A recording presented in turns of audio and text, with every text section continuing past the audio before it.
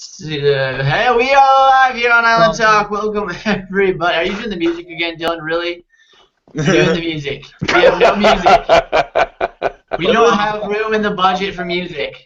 I think we played the music 3 times in total, and Dylan's tried to keep the legend alive. And then I think we sat through silence twice while thinking the music was actually going through, and it wasn't. Yeah. So there was this awkward silence of me bobbing my head and you guys laughing at me because there was actually nothing playing.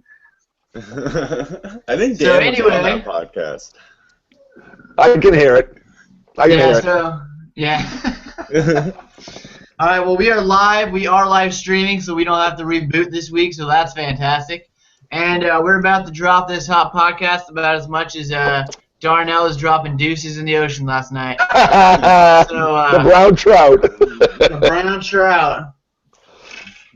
He is not doing. He did not do postal workers proud, did he? No. He did not. 2 for 3 postal workers. Where's Boots?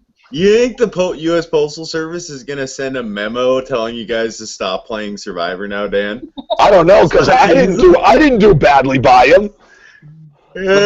Maybe not ranking-wise. Yeah, there you go. Not placement-wise, true. I'm not saying... The average placement of a postal worker on Survivor is, let's see, like 13th. Wait, that doesn't sound right. We'll get back to that. But, no, it's Darnell just finished 18th, dude. What the fuck am I saying? I don't know what I don't know. I'm trying to figure it out. This is why I wasn't listening to you on Tuesday. Yeah, 13th. It's all just complete mumble-jumble bullshit. That's all it is. Okay, so Darnell means we've had 3 postal workers on Survivor in 32 seasons. And out of the 3 postal workers, 2 of them were the first boot. Mm-hmm. I'm the only one that went anywhere.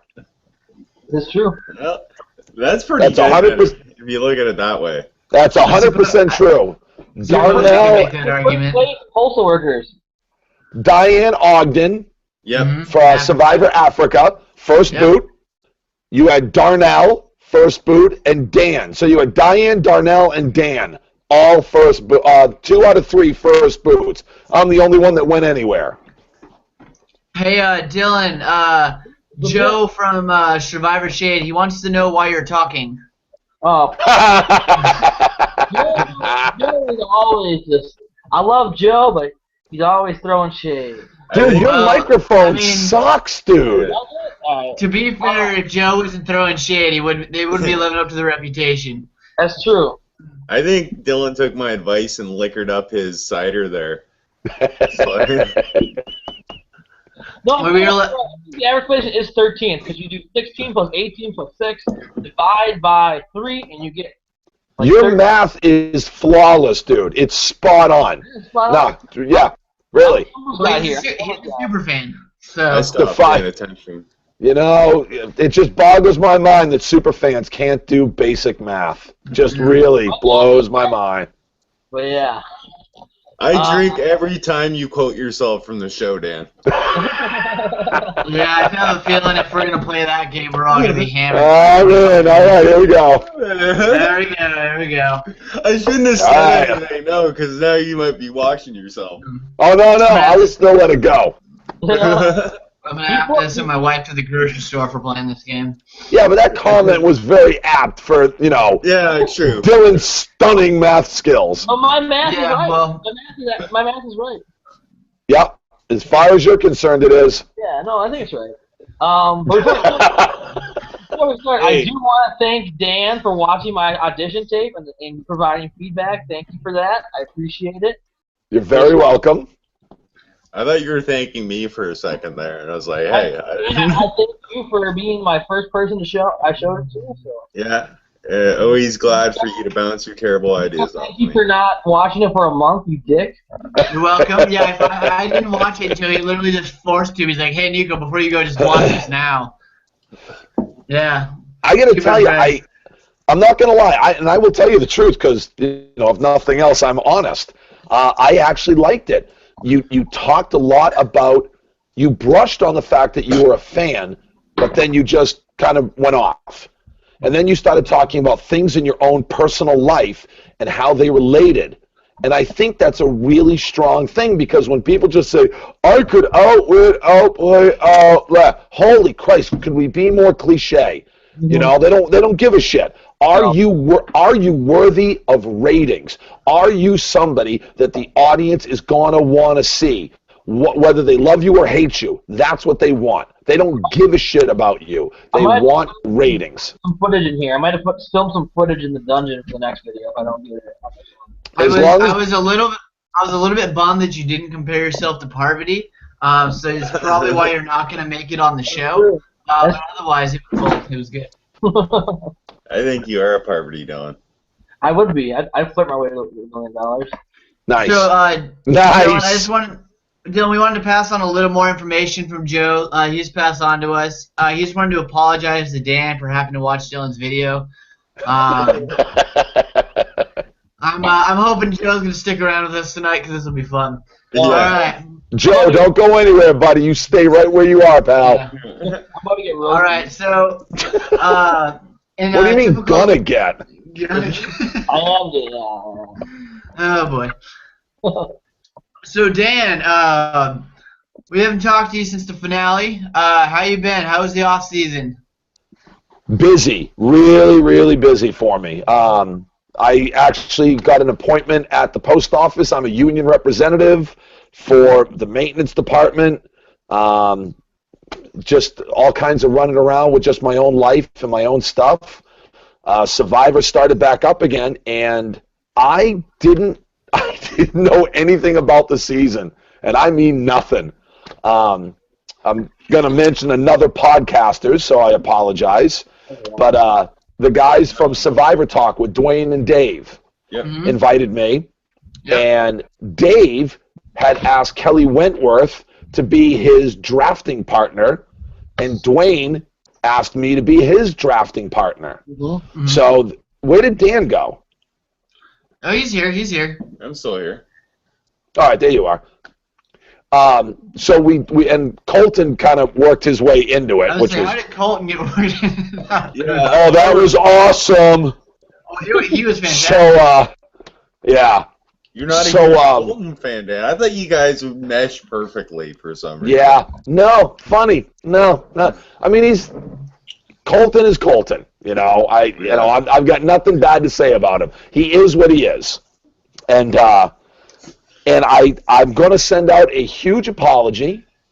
I'm going to throw out a monster retraction, because during that podcast, I had so little time to look at the cast. I literally just saw their meet blank videos on CBS.com. That's all I saw, and I did not like Anna's video. I didn't like it. Really. I didn't like it either. I didn't like it at all. And the only thing I wrote on my notes was, Anna sucks. That's all I wrote. And I couldn't even remember why. That's all I knew.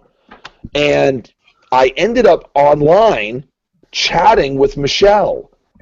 And her and I are going back and forth, and she's a Harry Potter fan, and Rodney called me Harry Potter's grandfather in the first episode. So that's why I reached out to her. And we hit it off really quickly, and then we swap phone numbers and we start talking to each other. She invited me to a premiere party in New Jersey. Oh, wow. So I drove through a snowstorm after I got out of work on Monday night, and I got down to Massachusetts, and I'm like, all right, I got past most of the snow. I'm going to take a nap. Woke up, drove the rest of the way, and it was Michelle and Anna at this premiere party.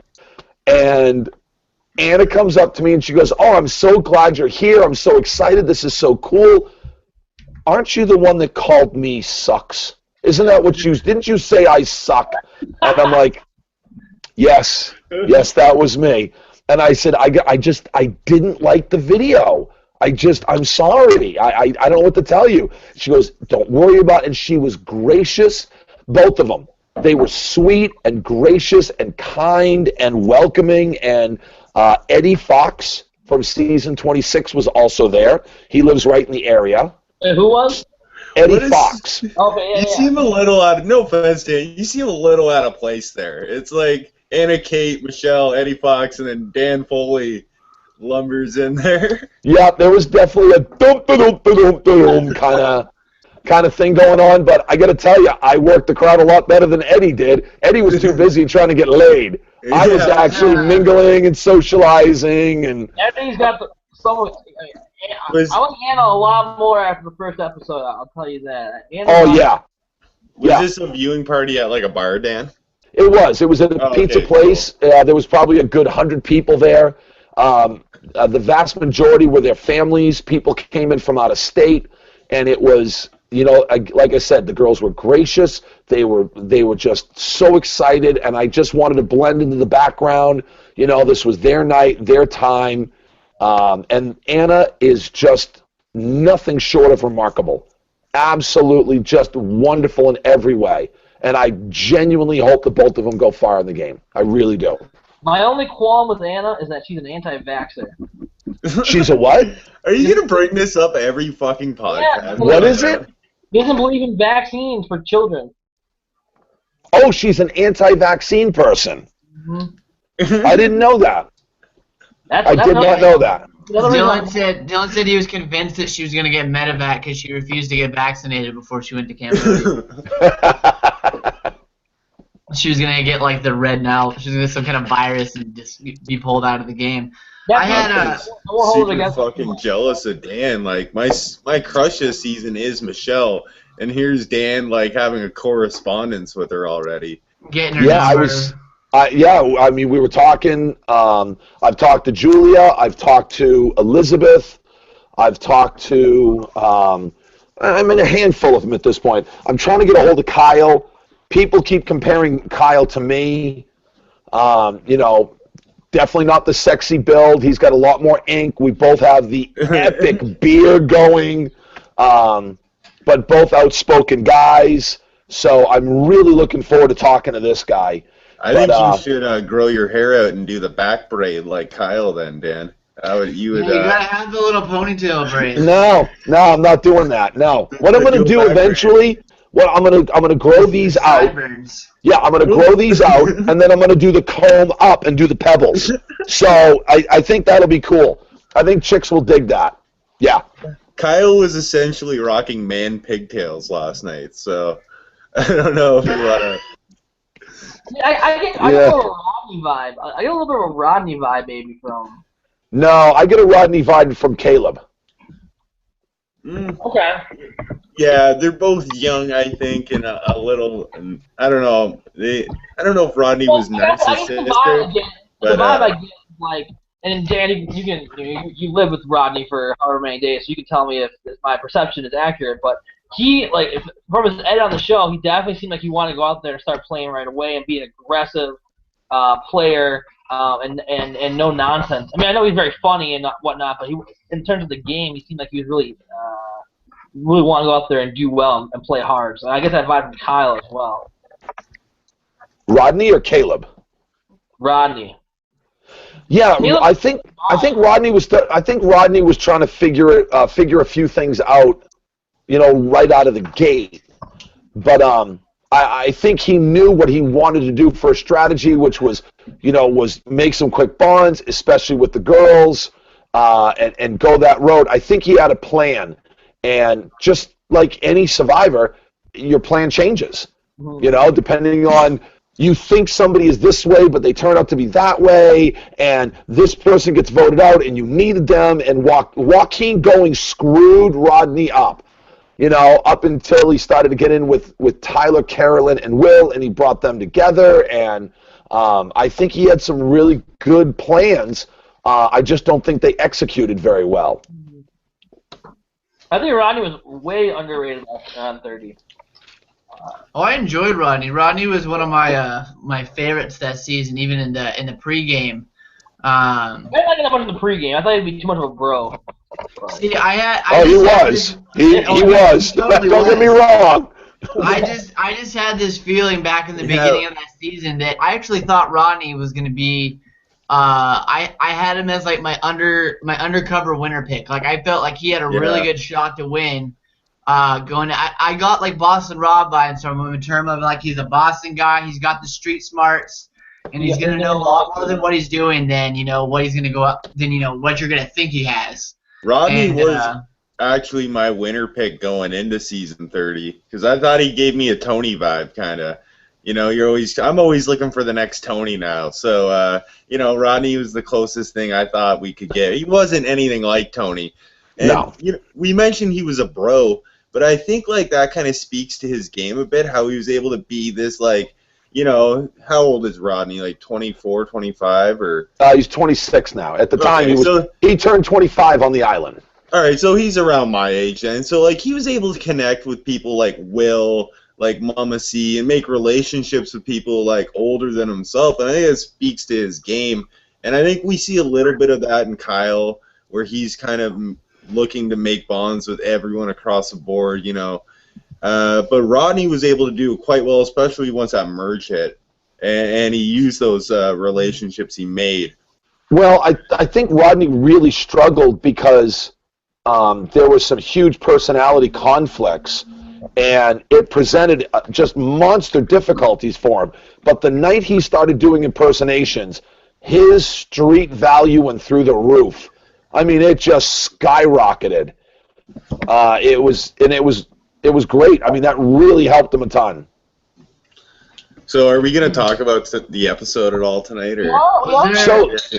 So there was a mix-up tonight. Yeah, there was a tribe swap, and let's dive into that. I think. What was that? Let's start from the boat when they're throwing all that shit off, and people are getting hit in the face with fucking apples and shit. I couldn't believe the fact that there was so much pandalirium. There was nobody was like, all right, toss me this. People were just dropping shit, you know, and they're screwing themselves because they're making things fall off. They're crushing fruit, you know. I thought the two best moments on the boat was one when Caleb jumps after the chicken and he uses what was her name? Was it what's her from the Brains tribe? Liz. Was it Liz? Not Liz. Aubrey. He uses Aubrey's head as like a launch pad to just push himself and just leap off after the chicken. And then at the end of the sequence, when Scott's going to grab the chicken and he just breaks his neck, he uses it and just cracks his neck. Right, both times because we watched it on the preview before the episode premiered, and then we watched it again. And both times my wife couldn't even watch it because she just couldn't. Just the sound of the neck just being broken. My wife was like, no.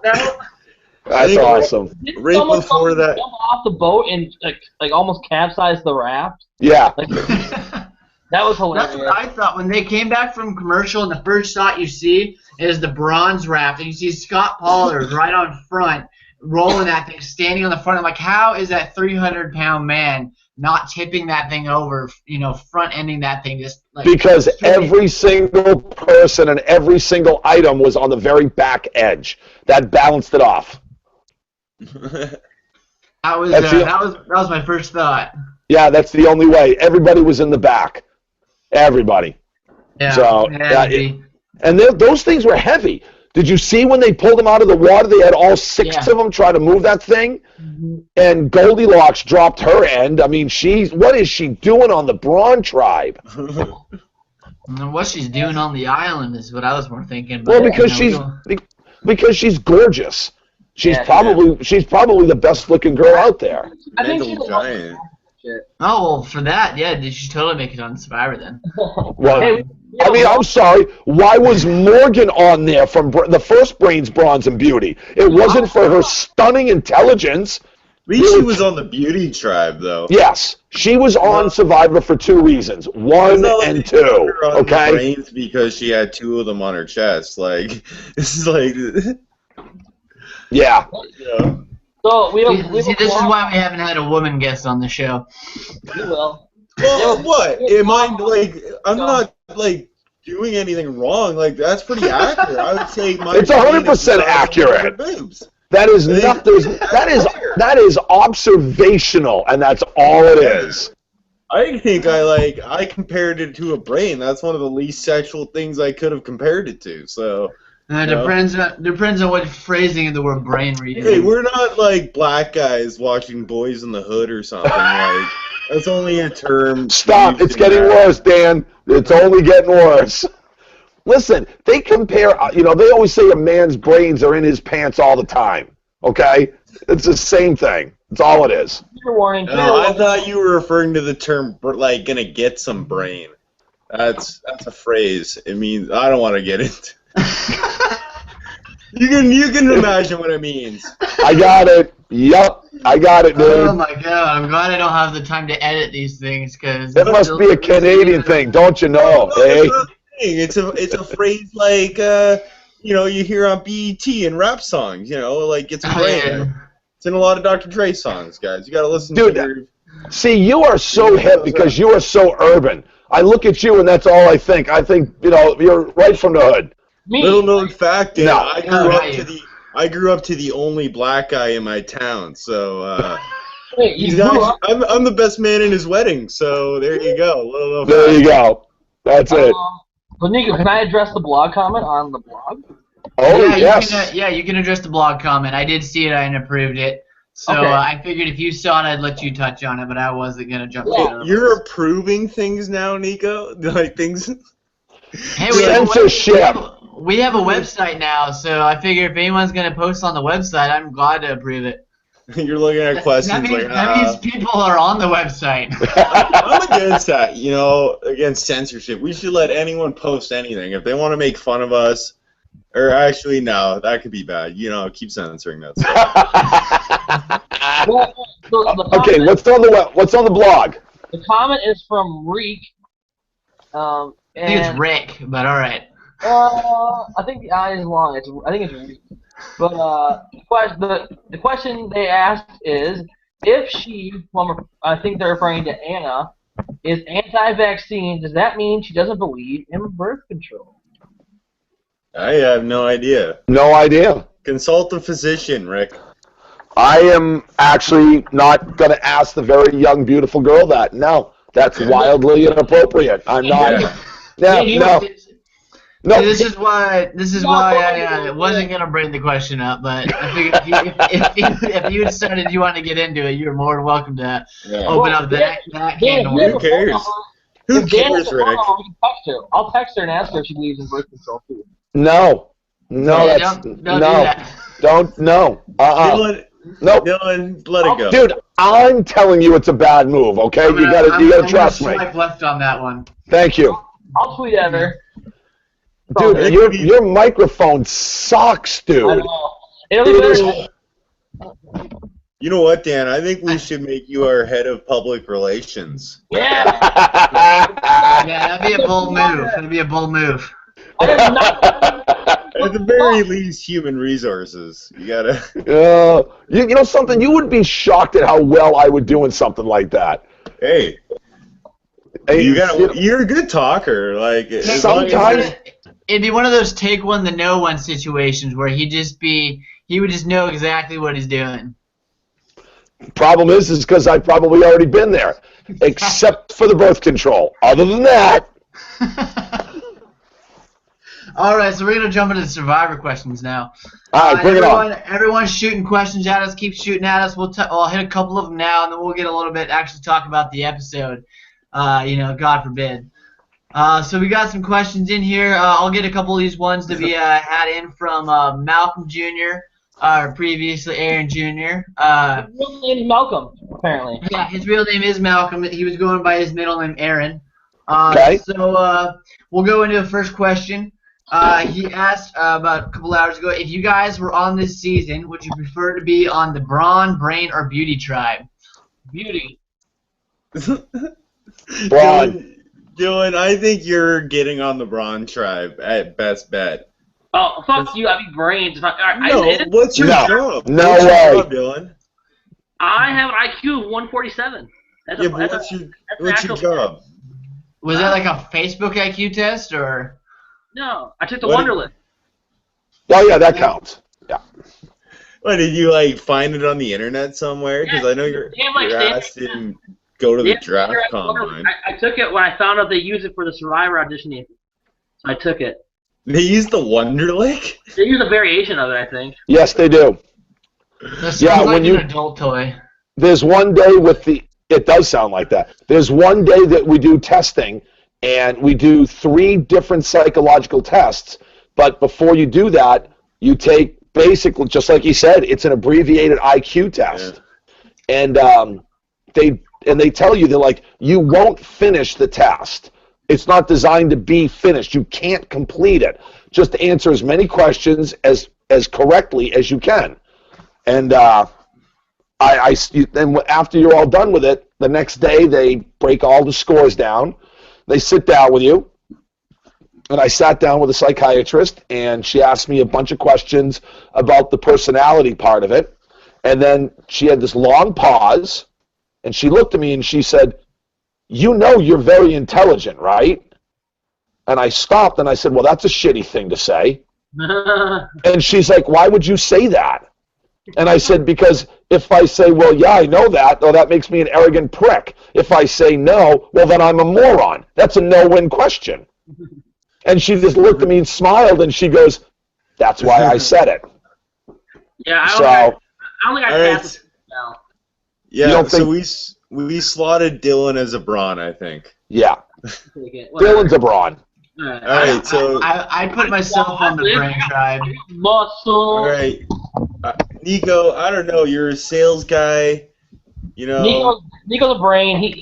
He looks like a brain. Niko's a brain. Yeah. Niko's a brain. Yeah, they're throwing him out there in like a Cochrane-esque cardigan or something. Absolutely. Sweater vest, yeah. Yep. And, absolutely. You know, I'm probably a beauty, not gonna lie. Absolutely, Dan. Hands down. And you got the free spirit. Yeah. Niko, the question wasn't what tribe would you be on. It's what tribe you want to be on. I want to be on the beauty tribe because I think the beauty tribe is actually in a unique spot in the game where you're not targeting being a brawn or a brain. You want to be on. See, but we know you're full of shit though. You just want to be on the beauty tribe because of the women. Yeah, that's the only reason why. Let's be honest, real talk here. And you know what the real deal would be? He'd be looking at the girls, but at night he'd be cuddled up to Ty. So that's really where things would go on that tribe with him. No. I'm close to the Oh yeah. Oh yeah. How do you think about body heat? Yeah, you'd be planting trees with that guy. Oh yeah. He'd be looking for your idol. Yeah. Vita style. All right. So speaking of the beauty tribe, we have another question also from Malcolm, and he asked, should Anna, Michelle, and Julia, the 3 women on the beauty tribe, should they add Ty to their alliance, or are they better off without him? So I think they're basically saying, should they try to pull Ty in to create a majority on that tribe, or is Ty in too deep of a hole? We had this very question, and we were talking about who would be the first person eliminated from the 3 tribes. And, I mean, nobody in a million years thought it would be Darnell. Everybody thought it was Malibu Barbie. No. But I'm going to tell you, we talked about the beauty tribe, and Nick just comes across. You can smell the vinegar because he just seems so douchey. So, I mean, we thought that the girls were going to bond very quickly, and the girls took the first letter from each of their names, Julia, Anna, and Michelle, and they call themselves Jam. So the 3 of them are very, very tight. And we said word for word the exact same thing, that I think Ty is going to be a good provider. We thought that they were going to feel more comfortable around him, and it might be to their peril, but they would probably get rid of Nick first.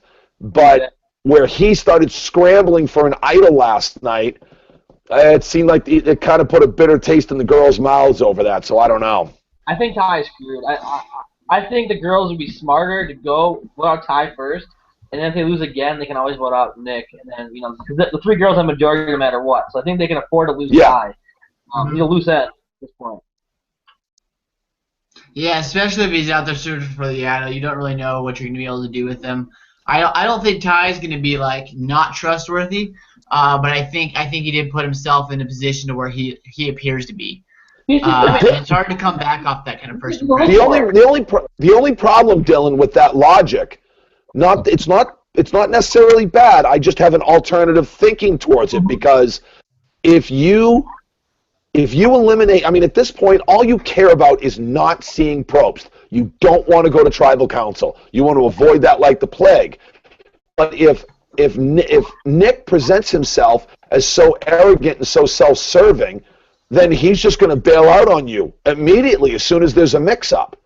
And if you're so unfortunate that you're going to be on the short end of the numbers, you kind of want to make sure that you've got, people that are in your camp. I know. I don't think Nick's coming across like that though. Necessarily on the island. Like from the edit, I know in his interviews and everything else, he comes off like that. But from what we saw, I don't think he came off that arrogant at all. And I don't think anyone. Well, then again, we didn't see it. Yeah, doesn't mean it didn't happen. Well, we got a question from Joe over at Survivor Shade from Dan. He wanted to ask Dan what he thought of Nick. Joe said he felt like he's trying a bit too hard to be a villain. And he wanted to know, Dan, what do you think of Nick? Just how he came out just in that first episode. And it's funny because in his Meet Nick video, he was just horrible. He was terrible. I'm like, oh, dude, you are so all done. You might as well put your own torch out. But Michelle said that he is super sweet.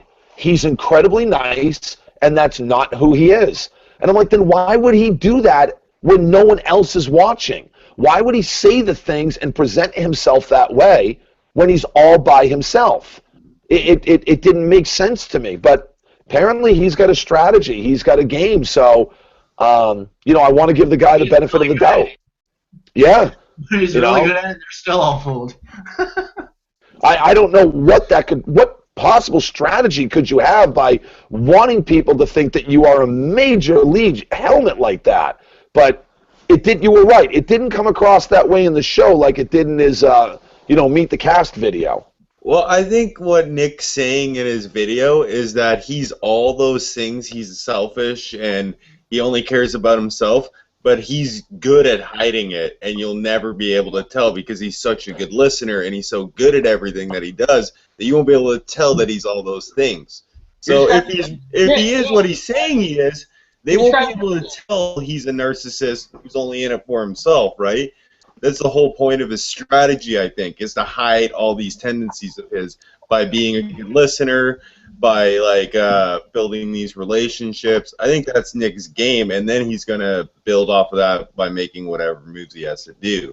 I mean, I like Nick personally, so that's a pretty big ticket to fill, though. I mean, if he is truly that arrogant, if he's truly that self-absorbed, I mean, do you really think that you have that kind of skill to listen to other people and have them completely believe you?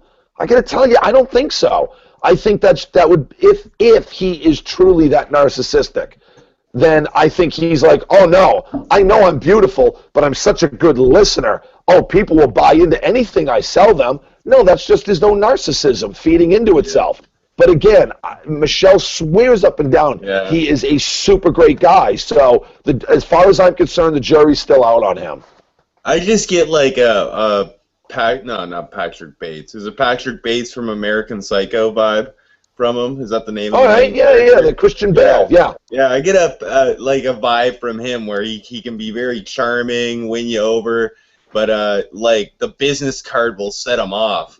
Right. Next thing you know, you're murdered in his apartment. Next thing you know, he's giving you a review of Huey Lewis's in the News 4. Yeah, and you turn around and there's just a plastic sheet in the room. That's my nightmare. I open a door to a room just lined with a plastic sheet because you're fucked. Are you serious? Dude, that's like oh no, just the opposite. Dream come true. You ever seen Dream come true? Have you ever seen the movie Snatch? Yes. When they open up that door and the room's just in. Oh my god, that would.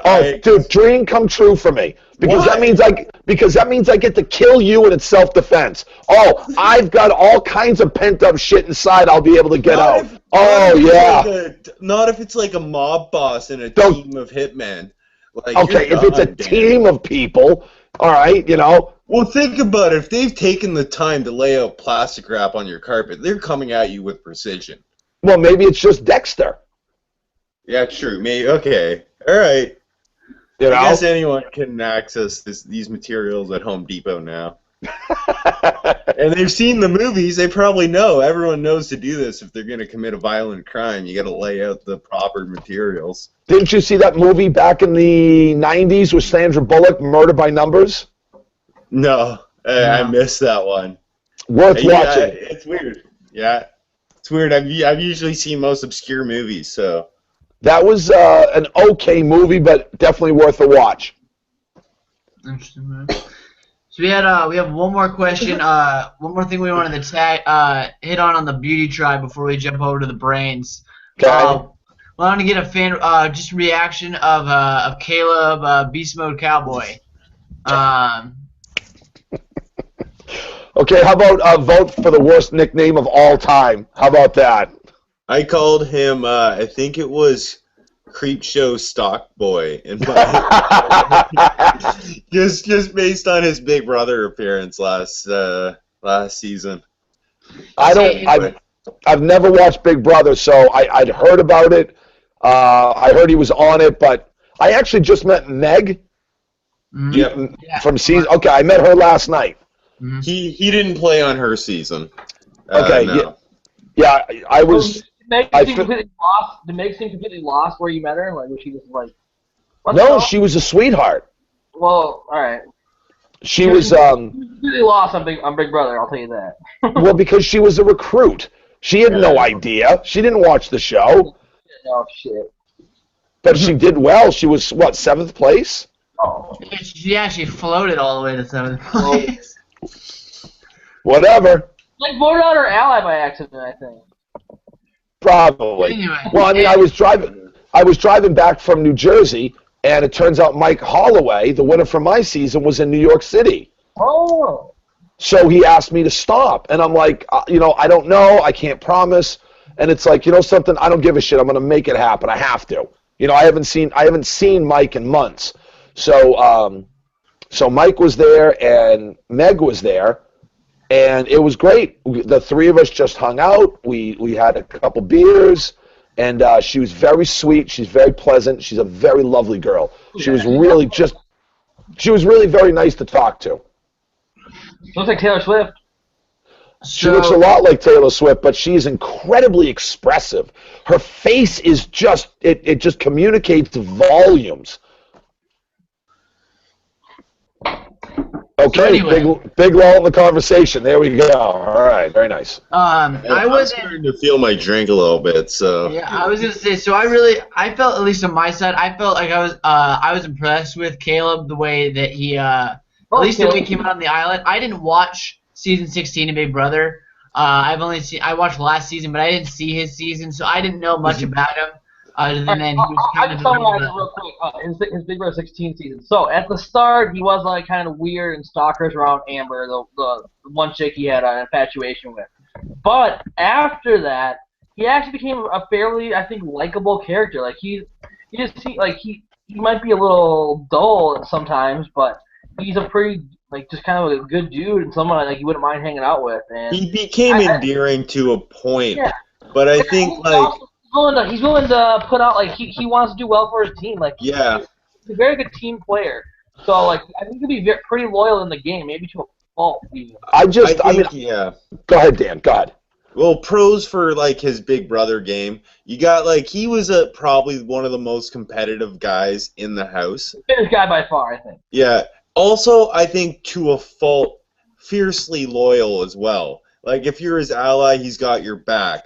And if you betray him, though, he's going to, he's going to cut your throat. Yeah, there's an instance, they had a battle of the block where Caleb finds out the person he's competing with, he's on a team with someone. He finds out that person's, kind of been talking shit behind his back, so he flat out sits out of the challenge and lets the guy compete 2-on-1 against them.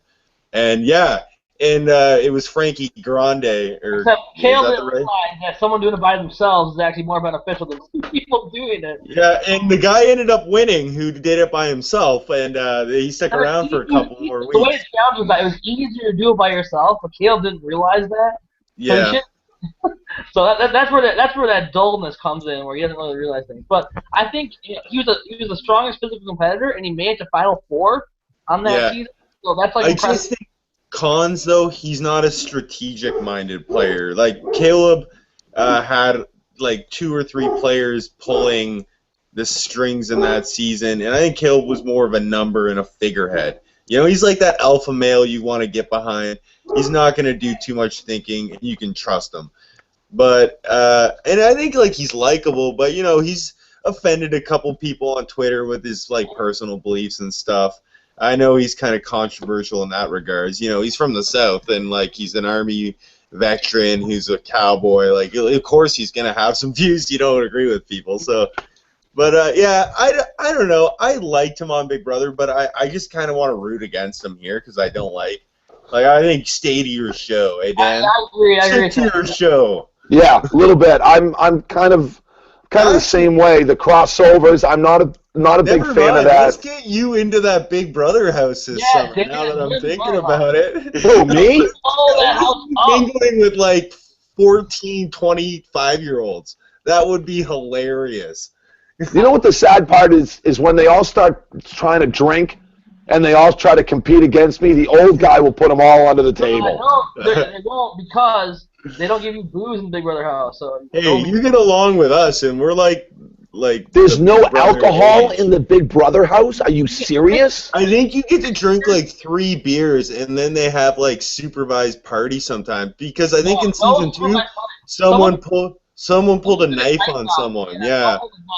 In like, season 2. They were all blackout drunk, and like the chick didn't remember it. And then when she saw the video, she like threatened to sue CBS. And now they don't give them like they used to give them a shit ton of booze, like a shit ton. Well, that's what they do in the real world. They just let the alcohol flow the whole time. Well, that's because it's the real world, Dan. Right? Oh yeah. I mean, when I first filming Ordinary Life. When I first saw Caleb, I just got total bro, just dripping in bro from the guy. And Dwayne from Survivor Talk swore up and down that he's a stand-up guy, that he's a nice guy. I did not want to choose him high in my list. I did not get a good feeling. I didn't think the Big Brother thing was I didn't think that helped him at all. But did no one recognize him? Did no one recognize him on his tribe? Yeah, somebody mentioned something about him right away. They eventually put on, yeah.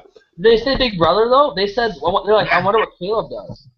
Yeah, but later it was later in the episode. Yeah, but they did say something about it. Yeah, you were too drunk at that point, Dylan. It's all good, brother. It's all good. I lost people. I'm indoctrinating like 6 new Survivor fans. He was wearing the demon mask at that point in the circle. Hell yeah! It was post. There's actually 2 masks. There's 2 different masks that I can wear. I don't want to know. I don't want to know what that other one looks like, dude.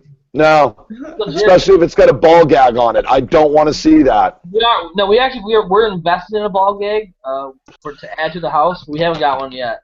So we're talking to our finance guy Rosie will be hooking up the ball gag eventually. But. All right, so we're gonna jump from ball gag here and go into our last question for the beauty tribe because we did get one more. And ironically, it's gonna jump into Ty. And we've got a question about Ty on the blog, which is why I'm going to jump into that one real quick. It's from Michael Bridges. And he said, hey, guys, what do you think of Ty's future is? It's very sneaky of him for looking for the idol. I don't know how sneaky it is when you get caught in about 5 minutes. But sure, we can use the word sneaky. But what do you guys think for Ty? I felt the whole night when I was live tweeting last night watching the episode that they were just building up a Ty first boot from the amount of confessionals he was getting. I totally thought Beauty was going to blow that puzzle at the last second, and Ty was going home. So when Braun lost, I was completely surprised. So I mean, good on the editing, Survivor editing, but I think we're going to see something interesting with Ty this season, where the season's going to be about brutality, I think. You know, I don't think this is going to be a strategic season. The edit, I think, has kind of played to the fact that it's going to be, like, you've seen a bug in an ear already. Jacked up sunburns. Like, people freaking out. Like, they established that people are going to be having a tough time this season. Well, I'm a little worried about 2 things. I'm worried about 2 things in this season. Number one, that they just keep talking about the brutality, and they keep talking about the horrific conditions, and they keep talking about the medical evacs, and I'm thinking, oh, crap. Is the season so dull and lackluster that they have to focus on that because there's nothing else that's interesting to talk about? Mm-hmm. And that worries me greatly. That really concerns me. Well, Dan, I just think, if there's a point where maybe it's boring and, that's all they have to talk about, but maybe comes to a point where it just impacts the narrative of the season so much that they can't help but talk about it, right? Which, again, is fine. I'm just, and if that's the case, that's okay. But I'm worried that they've just harped on it so much already that it's a bug in the back of my mind because I remember during in the back of my mind I said, like a brain bug. Kind of like during oh my God, The Loved Ones, the season right before mine. Blood versus Water. Thank you. Blood versus Water Part 2. Yeah. They did an entire. There was like a big chunk of one episode, and all they talked about was Keith farting and spitting. I'm like, really? There's nothing better to talk about than that? You're literally resorting to fart jokes. That's how bad the interaction amongst these people are. Yeah. That's really disappointing. Obviously it picked up, but the other thing that worries me a little bit, and spoiler alert, okay? So brace yourself. This is not mine. This is Niko, not my spoiler. Plug your ears, Niko. No, it's okay. It's not like anybody. Oh, shit. It's not like any person or anything. Probst, Parvati, and what's his name? Fishback. Your number one boy. Yeah, I guess they did an interview the other day, and Probst said, they roundtabled, and Probst was talking about the fact that they're going to be discussing bullying. And I'm like, oh, come on. You're going to do this to somebody else again? Yeah, didn't we already talk about this? Do we need to go into the bully well? Let's talk about strategy. Let's talk about gameplay. Let's talk about anything else other than that kind of crap. Honestly, if I'm ever on the show, I'm gonna bully the fuck out of someone. Good for you. Cause that's part of the game. It's a mental game. If I can make someone cry just by bullying them for no reason, I might be nice to them after. I might not even dislike them just to get in their head. Make them sometimes cry. I wonder if Survivor struggles to know what it is. Is it a competitive game show about strategy, or is it a social experiment still? It's a social. It's always been touted as a social experiment. It's always been. And it's a TV show about ratings. And I wonder, that's what it really is right there. But that's it. Do the fans do we want more of a competitive game show focus though? Well, sure. As diehard fans, that's what we want. But what's gonna bring in the new people? It's gonna be the drama. It's gonna be 3 people are getting medevac this season. Tune in to watch people die. Well, did a lot of people tune in because, Will bullied Sharon on your season, Dan, or whatever that was? That was a monster-rated episode. Did it? Was it? It had ratings that was comparable to a finale. We had over 10 million viewers that week. All right, well then there you go. I guess people. Which is pathetic. When you think about it, it's actually pathetic. One of the things that really upsets me is that. Did you guys ever watch the TV show Breaking Bad? Yeah. I've watched it now and then. I know how to. Yeah, I watched it. All right, I loved that show. Absolutely loved it. The start of the final season, they had 5.5 million viewers. And what was it, the same week, Duck Dynasty started. Over 11 million viewers. I'm like, you've got to be kidding me. People are more enthralled with Duck Dynasty than they are with Breaking Bad? You're kidding me. Oh, that makes me just want to vomit. Did you see Joe's tweet about me?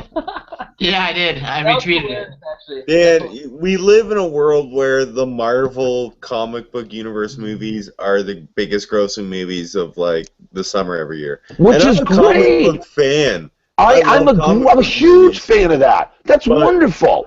But like, come on, I think we can do better as a society a little bit. You know, a lot of bit. You know, but hey, it's the theory that. And Dan, on that note, actually, I just finished watching The Big Short a little while ago. So how was that? A great movie. Referenced that. You've already referenced The Big Short. I've heard really good things about that movie. I haven't seen it yet, and I really want to. But I want to send a message out to our listeners. If anyone has any leads on where I can get some credit default swaps, let me know. I'm in the market to buy. Anyone see Deadpool yet, Niko? Yes, I have. I have not. Oh, good time.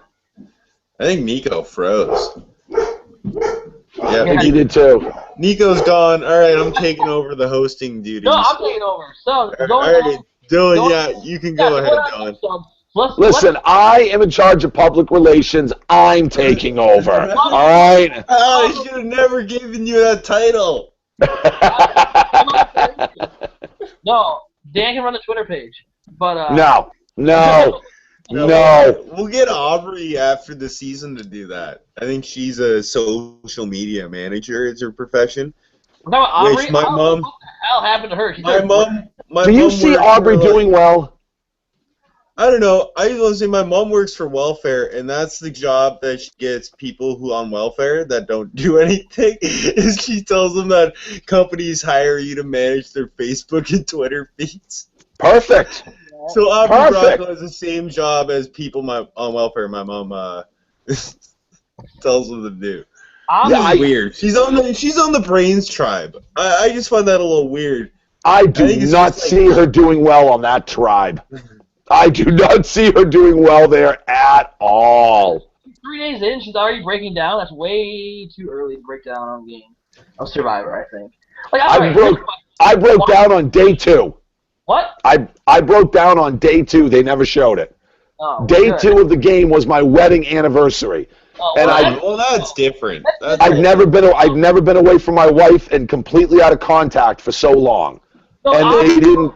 Physical thing. Like, she was dehydrated. Like, why didn't she drink water? I don't get it. I would drink as much water as I because at that point, you already have to ration it. Okay, I got a quick question about. I was drinking water all day. I mean, I know it'd be tiring, but I think as long as I drank my own water, if I'm like, hey, I'm gonna get my own jug of water, I'm gonna drink it myself. They didn't have fire, did they? Who made fire? You're right. Maybe they didn't actually. Beauty had it. I got a quick comment from Joe. Dylan is why they started anti-bullying campaigns.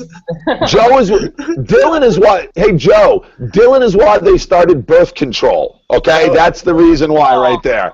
Joe also tweeted something about where he lives, Dan, and that you should have a beer sometime when you're down there next. But I don't remember where he lives, so I won't tweet that out say that on the air.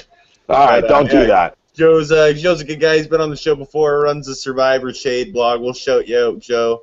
Hope you enjoyed the episode this week. I'm looking forward to the vlog. If it's not out yet, I haven't had a chance to check. But yeah, Joe, Dan's going to tell me where you are off stream, so we don't put it out there. He tweeted it at you, Dan. I think he tweeted it at you. So. Oh, did he? All right. Yeah, it doesn't even matter. Max is their guest tomorrow night. Oh, they got Max as a guest. I actually tweeted some shade at Max last night. I did. You did what? I tweeted some shade at Max. Some shade? What does that mean? Oh, it's just like talking shit. He tweeted it at you, Dan. I think he tweeted it at you. So. I don't have it. It's not here. It doesn't even matter. Max is their guest tomorrow night. Oh, nice. I actually tweeted some shade at Max last night. What the fuck's going on? Niko's back. Dude, I'll tell you right now, Dylan. I don't give a shit how good you think your kung fu is, man. You have no game compared to Max. Do not get into a pissing contest, man. He will spank you like a redheaded stepchild. He will spank you like a naughty girl. Well, he was busy at Fishbach, and like it was over nothing. Like he kind of overreacted on Twitter. That's what my comment was about. My Xbox controller came today. Cool. All right. Well, there you go. All right. But yeah. So the you Braves guys are talking about boring shit. Oh, let's be real. Yo, I got one more question. Niko, there's a conspiracy going on that you don't put Josh's questions on our podcast anymore, so I'm preemptively striking. Well, I actually had Josh's question queued up for the next question before I entered my internet. Don't lie. You were just saying off camera you thought Josh was a wanker. Josh, I don't care what these guys say. I love you. Good for you, Josh. I'm gonna defend you to the end. Josh wants to know what we think of Scott Pollard. See, I was saving his question going into the brains first and then jumping into the brawn last. All right, we'll save it then. We'll save it. You left us, Niko. We were off to fend for ourselves. Dylan was I didn't even know if the show is still running because my internet crashed and it said the video ended and I'm like, shit. So I was like starting to create a whole new event and everything. And then I saw the video was still going, so I jumped back in. Me and Dylan, we had it under wraps. I went into Survivor mode and like took over. Well, my fear was because I'm hosting. My fear was that it was just gonna stop the whole broadcast. I'm cutting off the head of the snake. No, the sheer magnetism of me and the other Dan kept it going. Yeah, in spite of Dylan. And, oh yeah. I'm glad. We have this chemistry every show. You guys kind of just amazing a little bit. It's really the Dan and Dan show with those other guys. That's really what it is. Oh, I gotta bring something up real quick. So Dan, remember the last show you came on when I came in all hungover and like drunk and whatnot? Dude, you're a hair of the dog, man. Yeah. Do you remember that Dan and I were in a Survivor game together? Oh no. Vaguely. Talk about this again. Well, I just want to let Dan Foley know that Dan Ball took me to the finals, and I won 7-2. Wow. I don't think anyone in our fan base gives a rat's ass about your virtual Survivor game. And Dylan, you know I told you I'd never vote you out because I didn't want to do that to you, and I wasn't caring if I won or not. And you keep bragging about it, and now I feel like I should have just cut you like you should have. Vote. You should have. Dan, Dylan will sit there and be like, Dan will always be the Woo to my Tony. I don't know. I don't think you're Tony-esque. You're more like... You're definitely Woo-esque, so I don't know. Yeah. I could see me being Woo. Maybe a little Fabio. Yeah. Fabio. Yeah, there you go. A little more Fabio-esque, probably. Dan, move to Minnesota, be my roommate. And don't you? Minnesota, don't you know, eh? It's the same as Canada. What are you talking about? I'll quit my job and we just can play online. We are so far off topic right now. What tribe are we on at this point? All right, let's get into the brains tribe. All right, let's get to brains. The episode a bit. We talked about Aubrey already, Niko, when you were gone. We talked about how so there was a mix-up last week. And the mix-up was Aubrey throwing all over the island because she's dehydrated. So, I mean, what do we have in terms of opinions of the Brains Tribe? I mean, do we have anyone we liked off the Brains Tribe last night? I like Elizabeth.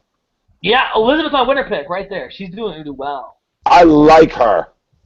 I like her a lot. I'm just a little worried that she's too smart and she can't take what she has for intelligence and put it into social skills. She came across incredibly well last night, and I like that a lot. Yeah. I do not like, and I'm sorry, I apologize, but I do not like Debbie. I do not like Joe. I do not like Peter. I do not like them at all. I feel bad. Peter was my winner pick, and like to be honest, Nick is like a fun douchebag. Peter just seems like a douchebag. No, he's like a douchebag's douchebag, yeah. My dad told me watching the show, he's like, I don't like Peter. I'm like, why? He's like, I don't know, he just seems like a dumbass. Yeah. Like, I feel terrible now for picking him as my winner. Like, you should. You should feel bad. Peter lives like 10 minutes. Seems like a dick. No offense, Peter. He could be an awesome. I'm sure they're all great. I'm sure they're wonderful. like Peter's probably the closest thing we had to someone on that season who saved an actual life. So that probably makes him a pretty decent human being. But he seems like a dick. No, I've actually met some real asshole doctors before. So just because you save a life doesn't make you a good person. No, it really doesn't. Does it balance out though? If you save lives, can you just be a dick all the time? Because like you're saving lives. No, because I'll tell you right now, 100 attaboys are completely flushed down the toilet by one oh shit. That's just how it works. That's the way it works. You know, saving lives is incredibly admirable, and I never want to take away from that. But it doesn't redeem you as a person if you just go around kicking puppies as soon as you leave the hospital. It doesn't work. I got to where Peter lives probably like 10, 15 minutes from me, so... That's why we're here on Island Talk, though, to tackle those ethical questions that Survivor poses to us each week. Exactly. Yeah, those are the questions that we're. That actually reminds me of an actual ethical problem, which we can touch on real briefly. If you were in a hospital, and there was I can't fucking think of how it goes. Other than if you were on where these questions going when you're talking about. If you and 5 friends are on a train track and a train's coming and you're on a bridge and everyone's gonna die unless you throw the fat guy in front of the train, would you throw your fat? Okay. The scenario was you are a conductor back at a train station. No, let's role play this out real quick. All 4 of us are on that bridge. Dylan's the fat guy that we have to throw in front of the train to survive. Dylan's gone. Throwing Dylan in front of the train. Bye-bye. Yeah, we're doing it. I'm glad I can sacrifice everyone. Fucking like in Lost. But anyways, now what if you're in a hospital and 3 people need organs? Would you kill someone? Would you kill me with a gun to save people's lives? Wait, so Dylan, Joe wants to know why you're still talking. Yeah, we'll play this real quick. I'm making a Joe, you're my hero. Niko and Dylan are dying, and I have to shoot you in the head to save them. I'll give you the bullets. All right, I'm gonna do it like in front of no, I was gonna say I was gonna do it in front of your loved ones to send a message. Now here's the other question. Let's say I'm dying. And I don't have an organ donor card. Do you harvest my organs against my wishes? Yes, fuck you. Absolutely. I am cutting you up. That's where freedom dies right there. I am cutting you up, dude. Don't worry, if I kill you, leaving your liver because it's probably damaged. I was just going to say that. You stole my line. No comment. I don't think you want his stomach. The original train scenario was. The original train scenario was you're the conductor back at the engine station, and there is a runaway train coming down on track A. If you do nothing, the train will collide with a fully loaded Amtrak passenger train. Hundreds, if not thousands, of people will die. But you will not be held accountable. If you throw the switch and you divert the runaway train to track B, it will collide with a freighter train. Many fewer people, so few people on it. But you can be held liable for every injury and death. Oh yeah, definitely. Do you throw the switch? I throw the switch and get a good fucking lawyer. I throw the switch, Dan. I throw the switch. Niko? I work with children though, and I'm in social work and stuff. So I'm a bad person to ask that question too. I'm always throwing the switch. All right, Niko, how about you? I call in sick that day, and no escaping. Either you do nothing or you throw the switch. There's no other option. Oh, I probably throw the switch. Okay, so this did happen.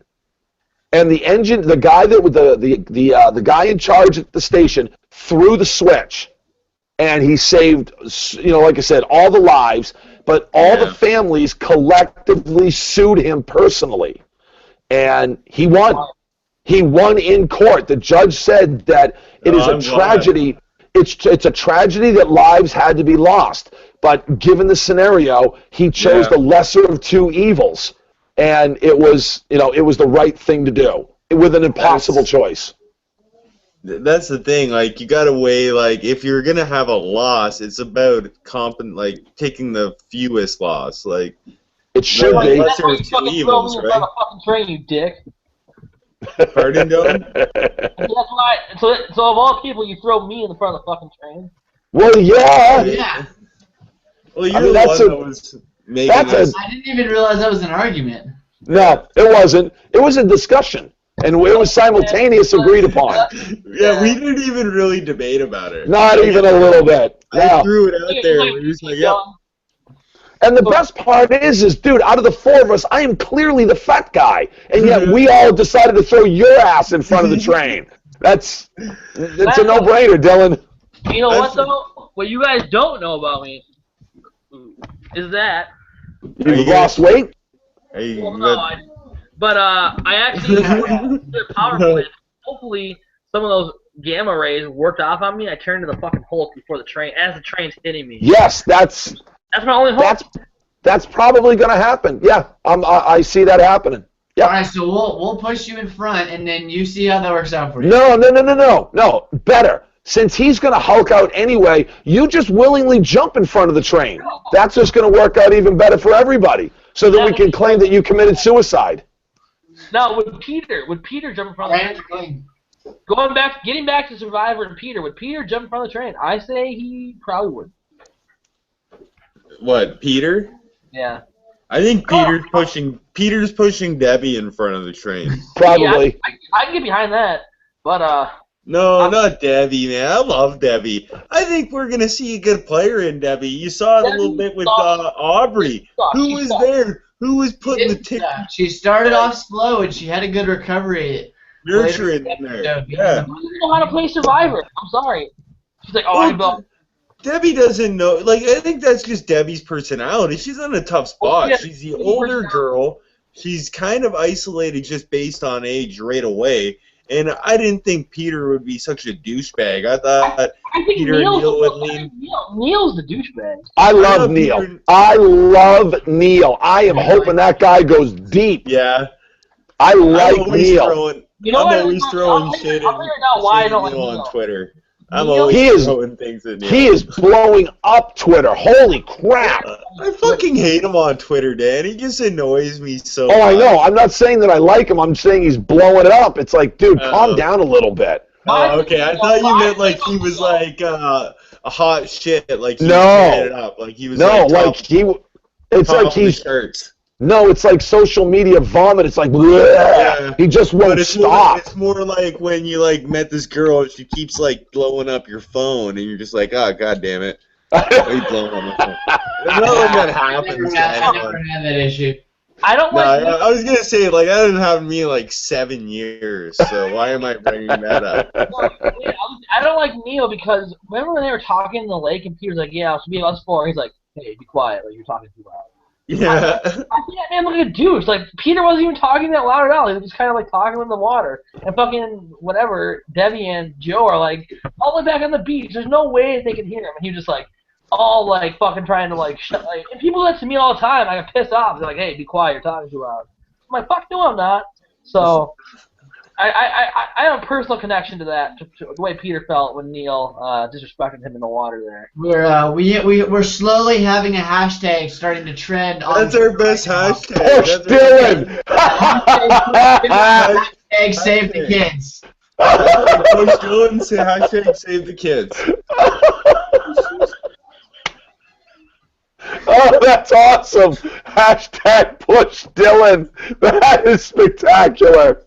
So, I do want to let you know we did lose your video feed. We've got your audio, but we've lost your audio, your video feed. I'm back. Oh, there you are. Oh my god, that's hysterical.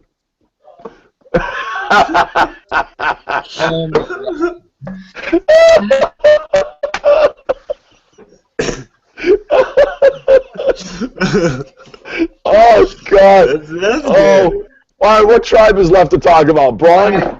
I did want to touch on the last thing while we were talking about Neil. I wanted to point out those ice cream pants that he's wearing. Oh my God! Those make me hate him. Shameless. Hate him even more. Shameless promotion. Shameless promotion. Oh, I thought that was beautiful. I'm just going out there in Rasta pants if I ever get to play Survivor. I'm not wearing any pants. A big Bob Marley T-shirt. Speaking of not wearing any pants, let's jump over to the Brains tribe and let's talk about Darnell. You mean Braun? The Braun. The Braun tribe. Braun tribe. Yes, let's talk about the Brown Trout. Yes. Talk about the Brown Trout, the Braun tribe. The main man, King Darnell, as he was dubbed preseason. Hey, Dan, where was in your power rankings, bro? What's that? I had him at like 5 or 6. You beat me, Dylan. You got me in a week, okay? Let's let it go. This is like the first week that Dylan's ever beat you. I think you beat him like every single week last year, Dan. So I think he's got plenty of room to, a lot of wiggle room there. Yeah, Shireen like at 10 when I had her at 18. All right, Dylan, you beat me 2 out of 15 Why weeks. do you remember that? Niko, you know what I hate about competing with Dylan? You can beat Dylan like 100 fucking times and lose to him twice, but he's gonna fucking remind you of the 2 fucking times he beat you. Because that's all he's got in life. That's all he's got. You know why? Because that's what his little ego needs to focus on. That's all he's got. Oh, I got a very big ego. Let's be real here. Well, I mean, you got to have a big something to make up for everything else. We've got the Braun tribe. So Darnell kind of had a little bit of a rough episode. I mean, it didn't look. I don't think anyone really saw him going up until that challenge. But if you go back and you watch the episode a little bit, I mean, you do see him kind of looking like he's not really fitting in. You know, he's kind of sitting with Sydney by himself. He's not really clicking with the tribe. So I think once you see it happen and it happens, it makes sense if you go back and you kind of look at the episode and the scenes on the Braun tribe. But at least watching the episode on that first go, I mean, I really didn't see him going. I did. I'll tell you what. Yes, of course you did. Nobody else in America saw it except you. No, I saw it. I won't say I said, oh, it's got to be Darnell for sure, but I said it's going to be Darnell or at least Alicia. Even before Darnell lost the mask. I got to tell you, my pick off that tribe to go first was either Alicia or Sydney. And the reason why is because usually Jim's strength does not correlate very well into challenges. And I really thought she was going to struggle a lot more than what we saw. So I was really shocked that Darnell went. I thought he was going to fare better. I predicted Braun losing the immunity challenge, but I didn't think Darnell was going home. I had Alicia at 18. I thought they were going to get that fucking worm out. 17. If they didn't get that worm out, they would have had to vote off Jennifer. I would have been pissed. I really like Jennifer. I like Jennifer a ton. That must have sucked so bad. Oh God, I can't even imagine. Like, you can see it when they exploded, like how her ear was bleeding, like the crusted blood around her ear cavity. That was brutal. Like burrowing his head in their ear, like trying to get out of there. Imagine that's what it's like having sex with Dylan. He's like, I can feel it crawling inside of me. Dude, you're putting it in the wrong place, man. Not my ear. Oh my God. Get that little worm out of there, man. All right. Well, it looks. I bet it looks like that too. Translucent little. Keep it coming. Keep it coming. We got a question on our YouTube feed. So apparently our YouTube comments randomly decided to start working on the live feed, and we got a question from Karen Locke for Dan. And we can address this a little bit later in the podcast. I just want to make sure we didn't forget about it. I'll field it the best I can. So I don't know if we're talking to that Dan or the real Dan. But they just want to know who do you think is going to go next week? Oof. I mean, that's one from each tribe. Maybe the boot from each tribe. Yeah, I mean that's too broad of a question. It's I'm not very good at that type of thing. I know people do that, but I think if Beauty loses, I see Nick going. I really see Nick going. If not Nick, then Ty. I really think it's going to be one of those two. If it's going to lose the challenge. Who? I think it's going to be Beauty losing the challenge next week. Wow. Beauty or Brave? What's all that chatter? Sorry, Dylan, your mic. It's these dicks. They're talking. Oh, shut up, dick faces. Wankers. Yeah. You fucking Canadian fucks. No, you gotta go if you're gonna talk. Shut the fuck up. Shut the fuck up. No, you're talking. Shut your fucking mouth when you're talking to me. Shut your fucking mouth when you talk to me, boy. No, Shut up. I can't hear any fucking words you're saying. Check out my... Alright, we're back, and we're live. Hey, all right. Oh, someone's here. Brains. I gotta tell you, I don't see Aubrey doing well. I'd like to see her do well, but I mean, I really see Peter. I see Peter, Joe, and Debbie. I see the three of them getting together. Yeah. We're going.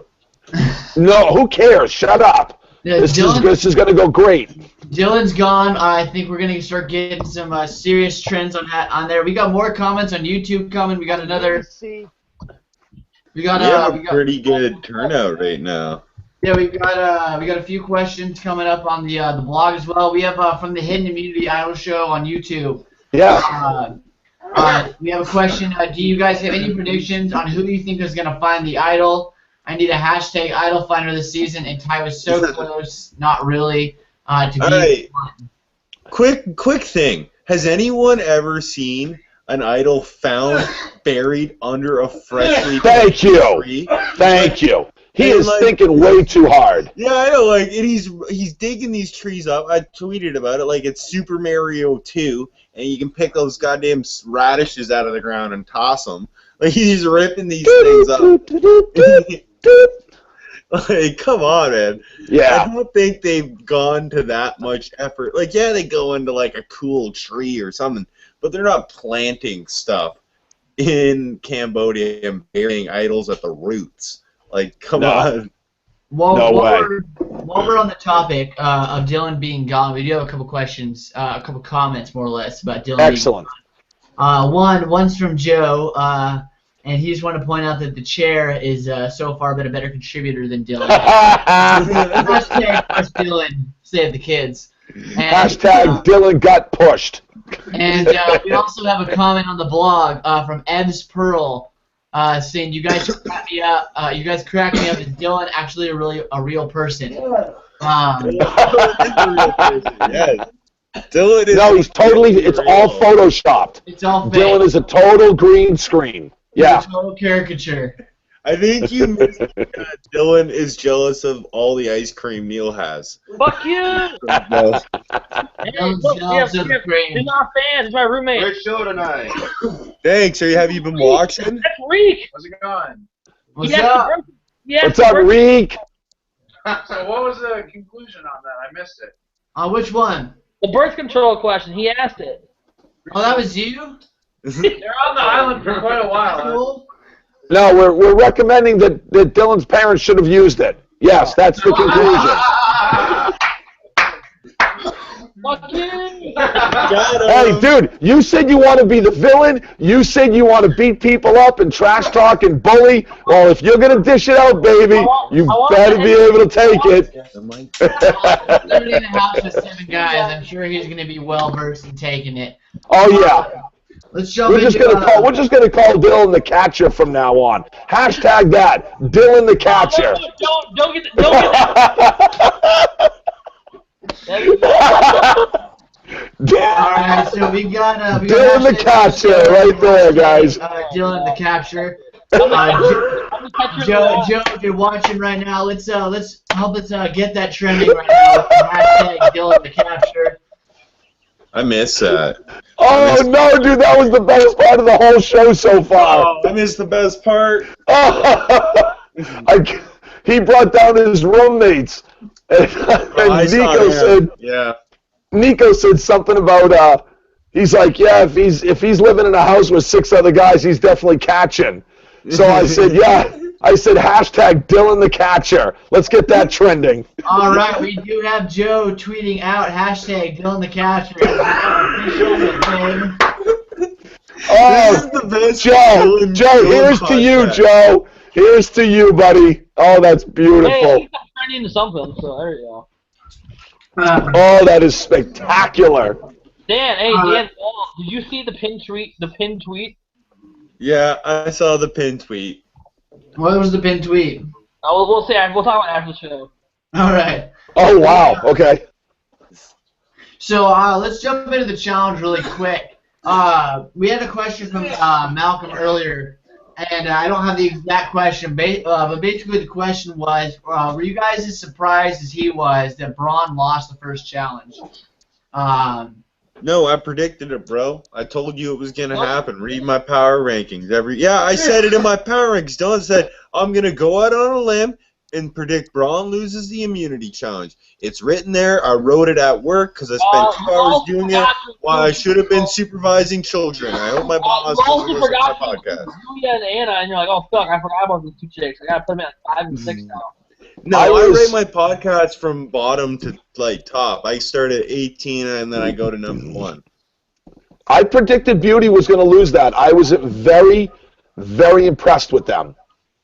And I actually last night we're watching the challenge, and at one point Julia is holding a piece, and as soon as I saw, there was a flash, and I'm like, that is an edge piece. And all of a sudden, Anna turned and she grabbed me and she goes, oh my God, that's what I saw too. And she changed the entire shape because Probst had made a comment about, look at the pattern. And as soon as he said that, she saw the piece that Julia was holding, and they changed things around, and that's how they won that challenge.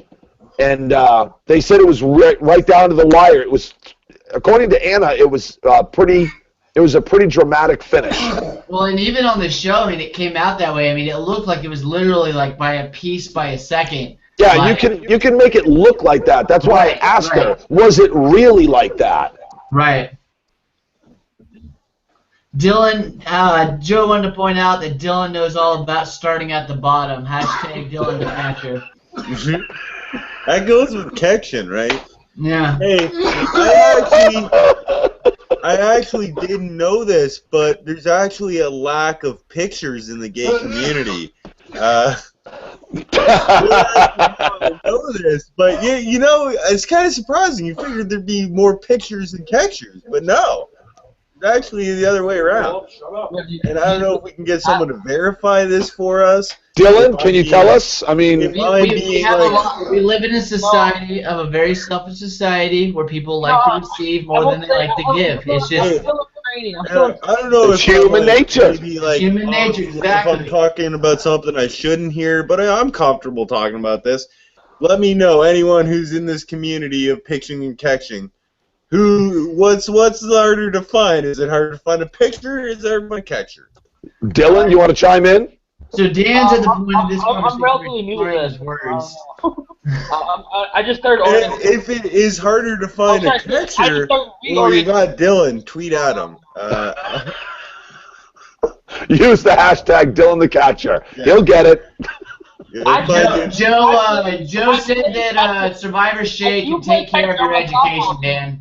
All right, thank you, Joe. Let me know, as Kobe and Bryce, what the picture to catcher ratio is. I'm interested. Okay, back to the immunity challenge. Yeah, I got to tell you, it was interesting. I don't know why. I don't care. I'm just changing the subject at that point. That's probably the idea. I think this is our best segment yet. I think each week we should guess whose pitchers and whose catchers. Well, Dylan the Catcher. That could be a segment on our Tuesday show. Yeah, segment on the Tuesday show. Anyway, put it in the outline when you submit that. Well, let's talk about the Braun tribe and Alicia. Dylan's getting red face there. I was going to say, he is very uncomfortable with his beating. He doesn't like this. He doesn't like this. Not even a little bit. We're questioning his masculinity right now. Pretty used to taking the beatings, and so I'm surprised at how poorly he's receiving this one. Okay, so I get a phone call. I get a phone call from one of the local radio stations around here, and they asked me to come back on because one of the DJs, there's 3 of them, so there's 2 women and there's a guy, and they want me to come on and have a trash talking contest with the male DJ.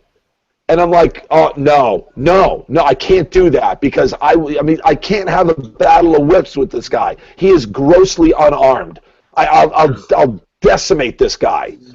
And Lori was the one that called me, and she goes, no, you need to. And I'm like, all right, I'll do it. So I get in there, and then they didn't give me a setup. I didn't really know what was going on. So I walk in there, and I'm like, all right, so what are we doing today? And they basically said that, so his name is Jeff, and he says, I want to get into this competitive pinball tournament. And I just start laughing hysterically. And I'm like, did you actually say competitive and pinball in the same sentence? And he goes, oh boy, here it comes. And apparently what you have to do is you have to trash talk your competition. So, and he just sucks at it. He's really bad at it. And I'm like, dude, you're on the radio. You're used to thinking fast with no rehearsals. And he goes, I know, I just suck at it. So we were on the radio for half an hour. I mean, that was like a huge chunk of time. And in the end, I finally looked at him and I'm like, you know what's going to be great? I said, I'm going to get an invitation to this tournament and you're not. And that's exactly what happened. Somebody reached out to me on Facebook and I got invited to this pinball tournament sometime next month out in Massachusetts. Right. So I'm going to have to go into Uncle Touchy's naked pinball basement and, bring out my pinball skills. There you go. I still like dig at pinball, but whatever. You what? He likes playing with balls, he said. Yeah, I heard. Yeah. That's what I picked up, too. Yeah, all I heard was sucking dick. I had a fucking worm infestation. Okay, there you go. Yep. That's what you need to know. I just want to point out to Joe that Dylan did confess last night to actually maxing out his swipes last night. So we... every 12 hours, bro. Every 12 hours they max out. Every 12 hours, Joe. Yeah, Dylan's maxing out his swipes on Tinder. So we had Joe telling Max... Can we show my match from last night? The one I was pretty proud of? No. No. We're not going to show Tinder matches of yours on Twitter. Hey, Dylan, you remember how well received it was when you had all those text messages in your Survivor audition video? Well, she stopped talking to me. You know what, though? I did find out where this chick works. She sounds like a smart lady. No, here's what happened. So this lady I matched with, I was talking with her, and I saw she works at the same company my roommate does. So I'm like, hey, I want you to find this chick tomorrow in your company email, and I want you to figure out where what floor she works at, and then go check her out and make sure so he's like, all right, well, do you have a name for me? I have a name. So I gave her the name. He figured it out. He went and scoped it out. He's like, yeah. I'm like, yes. That's creepy, isn't it, Dan? All right, I have a much better story. No, I won't tell it. It's an off-the-air thing. Off-the-air story. Whatever. It involves me and 2 girls. Oh, you're all right, let's save that one for off-air. So what did you guys think of Tribal Council? I thought at Tribal Council, I felt like Tribal Council, I really thought that Darnell, after he broke down, I thought that they were going to flip and save him. And the only reason I thought that it was going to be a tie was because there's 12 minutes left in the episode. And I'm like, there's only going to be 12, there's not going to do 9 minutes to a commercial before they come back and show the previews. So I'm like, there's got to be a tie or something. But I thought maybe that Darnell was going to get saved after the revote. Yeah, after the revote, there's 7 minutes left in the whole show. I was like, what the hell? Like, why is there all this extra time? The funniest part was when fucking Alicia tried to write the name with the caps on the fucking thing. That was beautiful. Oh my God, I thought I was going to wet myself. I missed that part. Yes, she started to write his name on the parchment, and I'm like, on her pen. And she didn't take the cap off the marker. And the look on her face is like, Well, no, you couldn't see because the camera was above her head, so you could look down onto the paper. And then that was immediately followed. That's a common view of most of Dylan's sexual partners above the head. Way to jump on board, Dan. All right. I'm sorry, I had to take that one. You know, dude, if I'm gonna set you up like that, you need to knock it out of the park, man. I gotta go with it. All right, so I was just gonna say that was followed up the pen incident. Right after that, it was what was Sydney's confessional about Blondie saying something about you're already making my soul die, or you're causing my soul to die already. I don't remember what she said. Something was terrible like that. I was dying. Yeah. Like back to back, this like tribal gold. I think the other thing is the votes were all jacked up at the first vote. The tie vote was all jacked because we haven't even talked about that tie vote. Kyle switched his vote and Jennifer switched her vote. Well, I mean, the thing that really shows though is that there was no real cohesion in the tribe. No, there's not. Actually, I've heard Jason explain on Twitter that was the plan the entire time, was to throw 3 and 3 and split a vote in case of an idol. So I think, like I was thinking, it was all chaos. Is kind of I don't know. But yeah, no, I think on Know-It-Alls last night they kind of thought the same thing, that it was more of a Jason Kyle in the moment switching his vote, but he explained on Twitter that it was planned, it was premeditated, and then, because you see in the revote, Sydney switches her vote, I believe.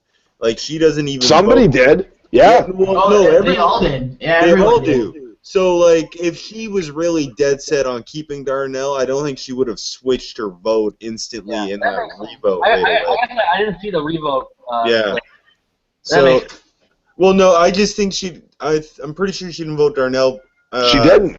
It was not unanimous against Darnell in the revote. No, it was because they didn't read another vote. They didn't read any other vote. They were all Darnells, weren't they, in the revote? I don't remember them reading. No, I thought Alicia got one. I might be wrong. I'd have to go back and look. I don't remember now. Well, they should have the Survivor Wiki by now.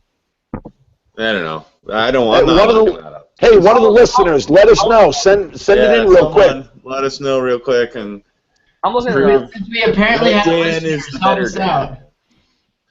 It looks like we've got a hashtag Dylan the Stalker hashtag out there now. So we're just Dylan, you're all over the place. I'm okay being the star of the show. That's okay with me. Yeah, I don't think that's the star, dude. Yeah, no, that's not the star, man. It's like I'm Channing Tatum, you're Joda Hill, and Niko's Ice Cube. So Joe just passed on, and he said that the revote was a 4-0. It was a 4-0 Darn. It was a 4-0. Okay. Okay. I mean, you got to imagine if they split the vote, which is brilliant, which is a really smart move. We did the exact same thing with Lindsay. Yeah, we split it between Lindsay and Sierra. That stupid comment from Alicia where she's like, I don't know, maybe I do, maybe I don't. That was terrible. That was so transparent. I know, right? But the thing that makes me wonder is, what did we not see that led them to? I mean, really, just the mask? That was it? Shit in the fucking ocean. So what? I'm just saying, that's kind of fucked up. Yeah, but you know something? It was one small event. I mean, I get it. That really cost them. It cost them dramatically. If they had an extra 60, 90 seconds, they probably wouldn't have lost the immunity outright. But, I mean, Alicia just seemed to be a complete turd burger through and through. It just seemed to... Maybe Darnell wasn't strategizing as much, and maybe he didn't try to form a relationship with Scott and them. That's why I'm saying I think there's more going on there. I think he's right. There's a lot more than just the goggles. I think. Well, and again, they can't show you, because if they do, well, then you know that he's going home. So they have to hold that stuff back. They show us a little bit though when Jason's and Scott are kind of building their alliances. Scott doesn't mention Darnell at all. Right. And then Jason, you don't see him when he's mentioning all the alliances he's making. I don't think you see him shaking hands with Darnell. Absolutely. And the only one that mentions anything is really Sydney. You see Darnell and Sydney getting together, right? So kind of based on the numbers going into that challenge, you think Darnell's kind of odd man out. He's on the outs, right? Yeah, but Alicia's more of the person that's there to be picked off. But again, I mean, just look at the way that they typically edit, and the more they focus on something, the more you know that is not the way it's going to go. So I knew Alicia wasn't going. I just think he was already out socially, he just wasn't in that 4-person thing, and then the goggles compounded. Yeah. And then there was the brown trout. Yeah, and that didn't help. I think there goes for something say you have someone who thinks they're the next one to go, and then someone makes a huge mistake and you keep them around. I think they feel a little indebted to you a little bit. Tend to be maybe a little more loyal. It depends on the player. That was word for word Tyler's mentality when they lost the first challenge and he wanted to keep Shireen. Word for word what he said. Okay. He's like, she knew she was out, she knew she was done, and she should have been. And he's like, I just felt like I can keep her close to the vest. Now I can, we'll have a really strong ally in her. But it doesn't always work that way. Yeah. It really does not work that way overall. I think, it always depends on the person. And Alicia seems for being this kind of blonde, I've made fun of her a bit. But she's kind of confident, and she thinks she's a mastermind because she even says that I got to do some more master manipulating. She thinks she's got some skills out there, so the girl's going to at least try to play. Well, and she's got as much skills as, what it looks like, potentially Nick. We didn't see terrible. She looked terrible last night, yeah. But she sees some terrible. But she thinks she's awesome. Who? But she thinks she's spectacular. I mean, who are we talking about? Alicia. She looked hot last night. A blondie. Dylan's okay, Dylan, welcome to Survivor Talk with the Island Boys. Yep. I'm just saying, Alicia looked hot last night. Okay, way to go. There you go. Yeah. That's the Dylan we know and love. You know what? That'd be my biggest week. I wouldn't want to vote the hot girl. Honestly, I try to make an alliance just so I would. You are the dumbest player ever. Ever. That will kill your game so fast. You cannot get hung up on a nice pair of boobs or a great butt because you're an idiot. In the games, I'm a logical player, but I think that'd be my biggest weakness. I think that might affect me. So then what you need to do, every single day, sometimes multiple times a day, you find a nice quiet spot, you go rub one out. That way you don't have to worry about that. You're not getting it all built up. Just get rid of it. I'm trying to beat I'm trying to beat a streak here. I'm at 5 days. Good man. I think we should start putting a not safe for work warning on our podcast. Oh, we should have started doing that about the premiere episode last season. Sorry, guys. This podcast might not be for everyone. Might not be suitable for children. Yeah. Don't let your kids save the children. Hashtag push Dylan. Probably put your headphones on. I don't know. Definitely put headphones. But I will say that I know we were talking about with Darnell that it's a bit harsh to judge him just for the mask incident. But I feel like that's a little bit hypocritical on our side with the amount of crap that we've given Dylan tonight about his mask and his uses for it. Yeah, that's what I was gonna say. I'm a hypocrite. It's pretty easy to judge on a mask.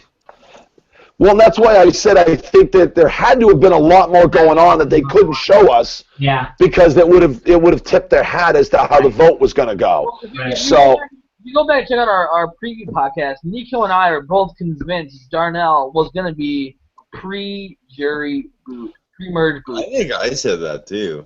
Yeah, well, me and Niko were very adamant about that. I was always adamant in my hate. Number 3 though in my power rankings last night. I mean, I had him high. I had him low. I had him low. I just didn't, like, from reading his profile and watching his video, I didn't think he was very... I actually got some flack from a couple people on Twitter. They messaged me, Josh and Aaron, about how I hated on Darnell in our initial podcast and why I didn't like him.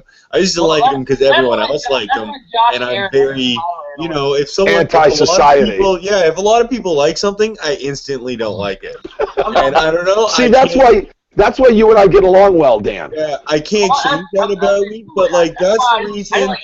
I never saw The Sixth Sense until 3 months ago.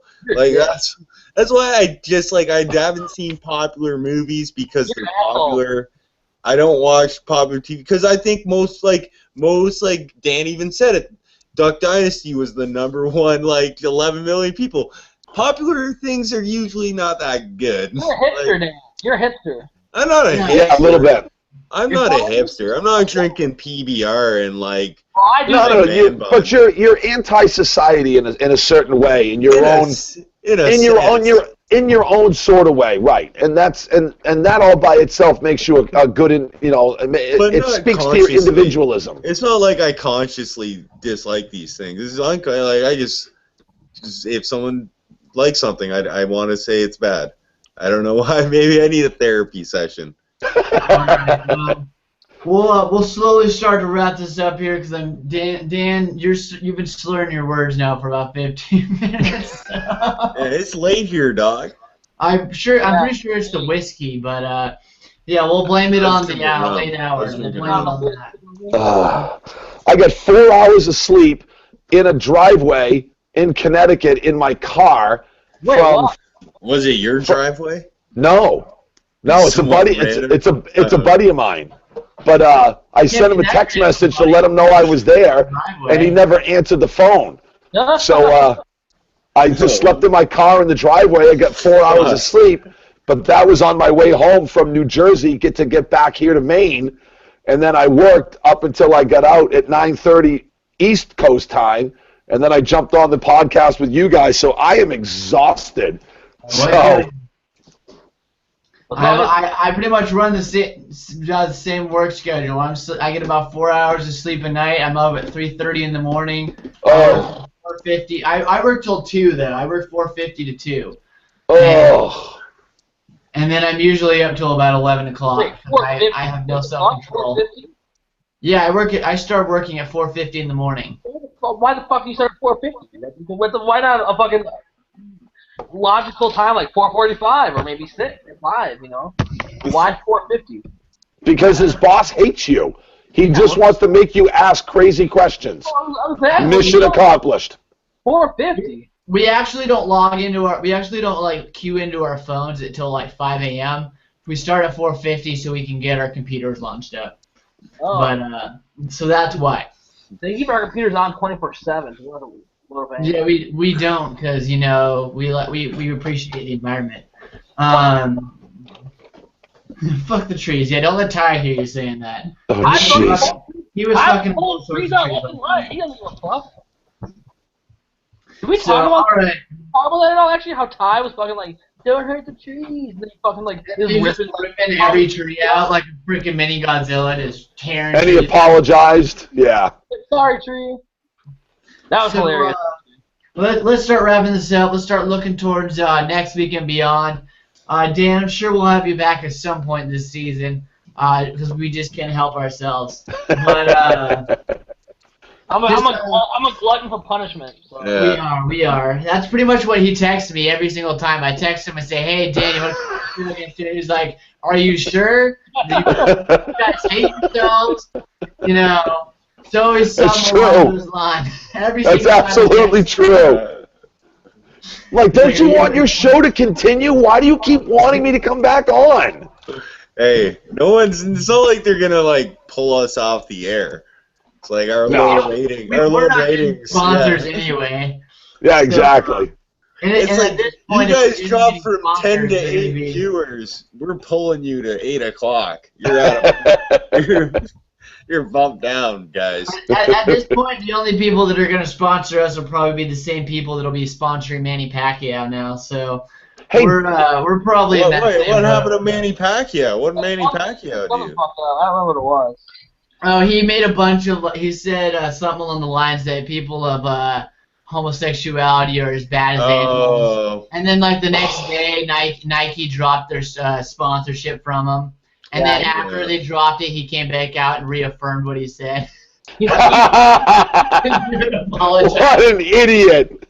He just came back out and said it's tough because Manny Pacquiao comes from a totally different culture, right? Absolutely. He's a senator in the Philippines, but like even so, that doesn't fly over here. You can't say that here. So hey, Dan, where in Canada are you anyway?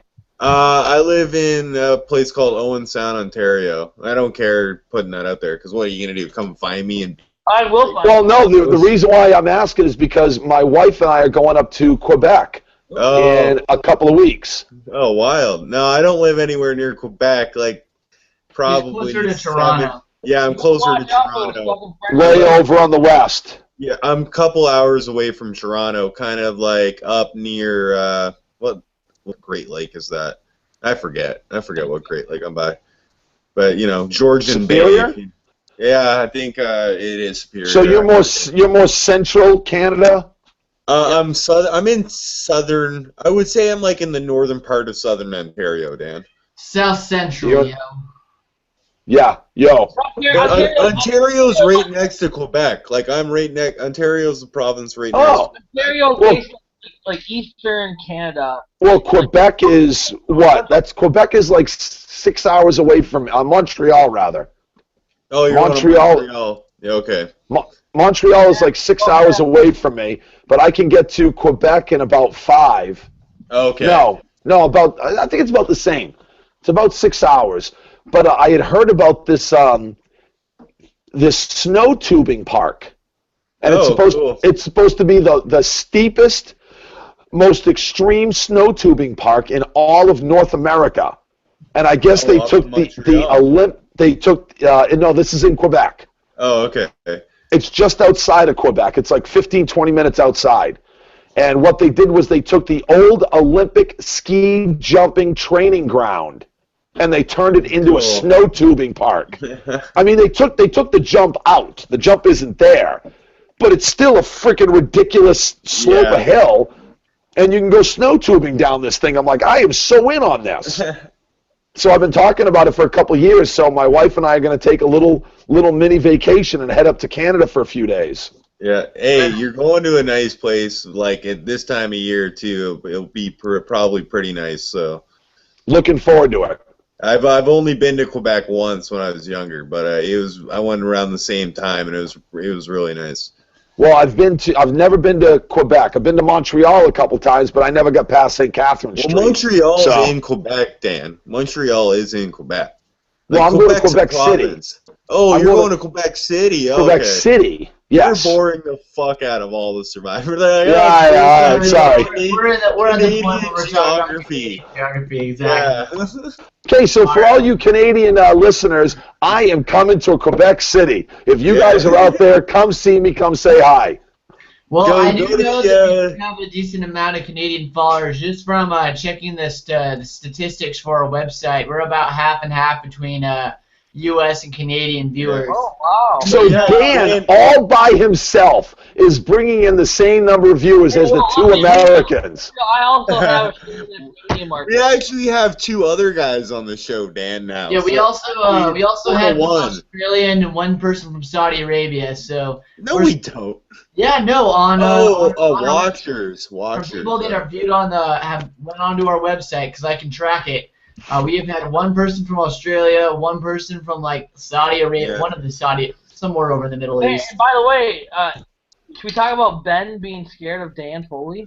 Oh yeah, so every time it seems like we try to bring Dan Foley, Ben comes up with an excuse why he can't come on the show. You remember Ben, the guy who didn't talk at all last? Yes. The first time you were on. I think he's afraid of you or something. I thought you guys killed him and threw him in the fire or something. I didn't know I didn't want to bring him up. He's just I think he pussed out. Let's just be blunt about it. It's roasting. It's supposed to be a vagina. Yeah, that's it. Okay. That's what that was. Yes. Clever. The fact that it took you that long to figure that out, Dan, we need to get you out of your house. I think you've been spending too much time on your Xbox. I know exactly what he was doing. Maybe I'm spending a lot of time out of my house. I don't think a vagina looks like two hands pressed together. It wasn't hands, they were fingers. Big difference. Actually, totally different. Realistic vagina when you press your hands together, guys. Look. And then again, and again, this is why we're never gonna have a female guest. This is no one makes it this deep into the show. No one's getting here.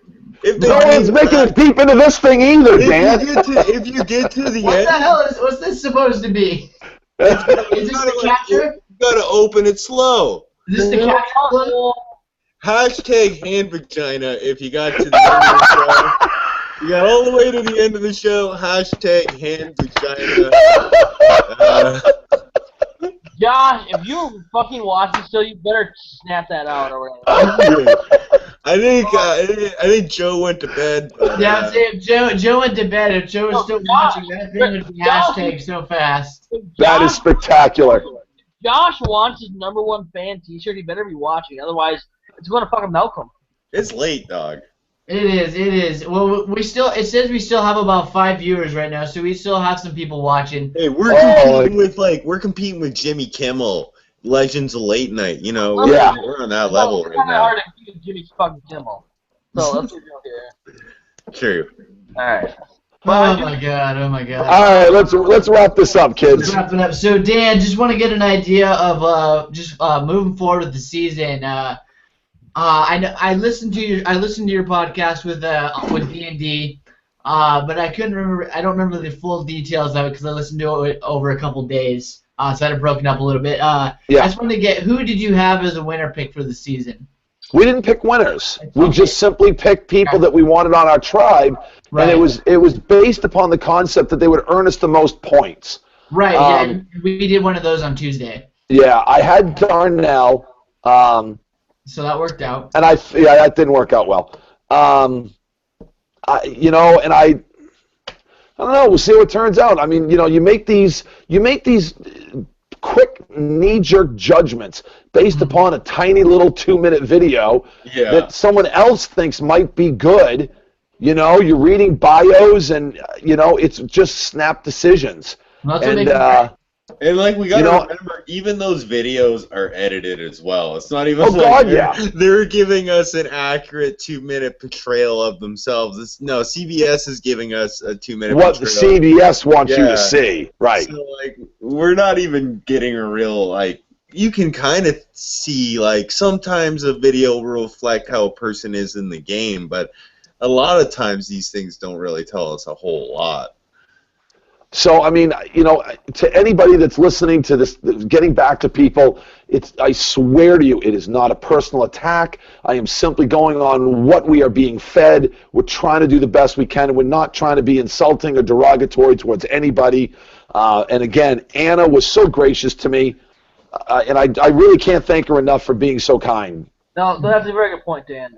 Very good point to point out. Except I would say anything I say is a personal attack, and I do. Well, because you're a dick. I mean, that's all there is to it. And I would like to say that the views of Dylan Wallace on this show did not necessarily reflect the views of Island Talk Podcast.